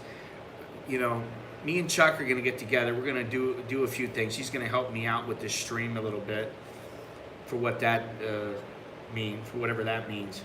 And 2 hours is like the max it should be, but sometimes shit happens. Anyway, like I said, leave a thumbs up, please. I'm asking nicely. Please leave a thumbs up. If you have not subscribed already, do so. Now, one thing that I did want to say, something else I'm going to start doing, and I have not said this very often, but I'm going to say it now. If you're not subscribed and you want to engage in the chat, there are going to be, the majority of chats are going to be subscribe only. Once in a while, I'm going to have a members only. And what that means is, if you're not subscribed, you're not going to be able to chat in the, you're not going to be able to comment in the chat. And then when I have the members streams, you're only going to be able to communicate in the stream if you are a member. And membership, you just click the join button down below. It's $1.99, man. Give me a break. If what I'm doing ain't worth $1.99, then I'm doing something wrong. Seriously. I mean, I have a fair amount of members now. The number of members has been growing steadily, but yeah. And I'm doing that for a reason. I ain't getting any younger. And, you know, time is money. So, leave a thumbs up, subscribe, yada, yada, yada. Look down in the description, check her out, see if there's anything you like down there. If you want to communicate with me, you can do so various ways, but you can contribute through PayPal. Use the Cash App. You can buy me a coffee. You can become a sponsor on YouTube, which that's probably at this point the easiest and most used way for people. PayPal is still second. And the Cash App is always good. I love the Cash App. I wish more people used it, but they don't. So that's just the way it is. I like the Cash App because you can buy stock with it. You can buy Bitcoin with it, and you can transfer money back and forth to people, which I think is pretty cool. You can also get one of my books. They call me Farang, or Ask Me Anything. The links are down below. Purchase some merch from my shop. You can become a Patreon patron. There's cryptocurrency, and you can visit my Amazon shop, or just go onto Amazon using that link, and then whatever you purchase from Amazon, there's no additional cost. Whether I get a couple percent, like 2% or something. What else? You can visit my website. Now, something else on my website I'm going to start doing, I've been talking about this, is I'm going to start, in addition to putting whatever the latest videos I put up on YouTube, being on the website, in addition to that, I'm going to be curating videos about Southeast Asia and about travel and stuff like that. And I'm going to be putting those up. So if I think that a video is really good, I'll put it up on my website. It might be about Vietnam. It might be about Laos. It might be about travel. Whether it's, you know, it's not going to be mine always, and that's fine. But it will give you a place to go or to come to where you don't have to look around. And there'll be, I'm not going to put anything that's shit up. So, you know, that might be something kind of cool. You know, I got some old Vietnam footage that I've really looked at, and it's very good. And Cambodia and many other places. So, and Thailand, of course.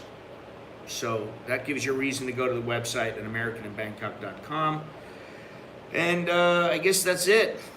It's time to roll on out of here, and leave Nicholas to his new bachelor pad.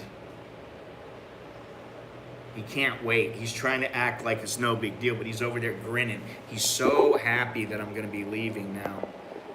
Right? You want to say goodbye? What else do you say? Choke dealer, jerking my. There you go. All right. Thank you very much. Here we go. Boom. And I will see you guys when I see you. Which, you know, maybe it's tomorrow, maybe it's not. I don't know. We'll see. Click that thumbs up Bangkok, thumbs up ranks it. Jim, take care. And keep watching. Yada, yada, yada, blah, blah, blah. Thank you, that is all. Yeah, Thai whiskey. I don't like Thai whiskey. I don't like whiskey. I like tequila. Nick might like whiskey, though. I don't know. You like whiskey, Nick? Have you had whiskey? Or you like beer? What? Jim Beam? Champagne. Champagne? I just didn't expect it from you. You like champagne. Anyway, I gotta go, all right? Talk to you guys later.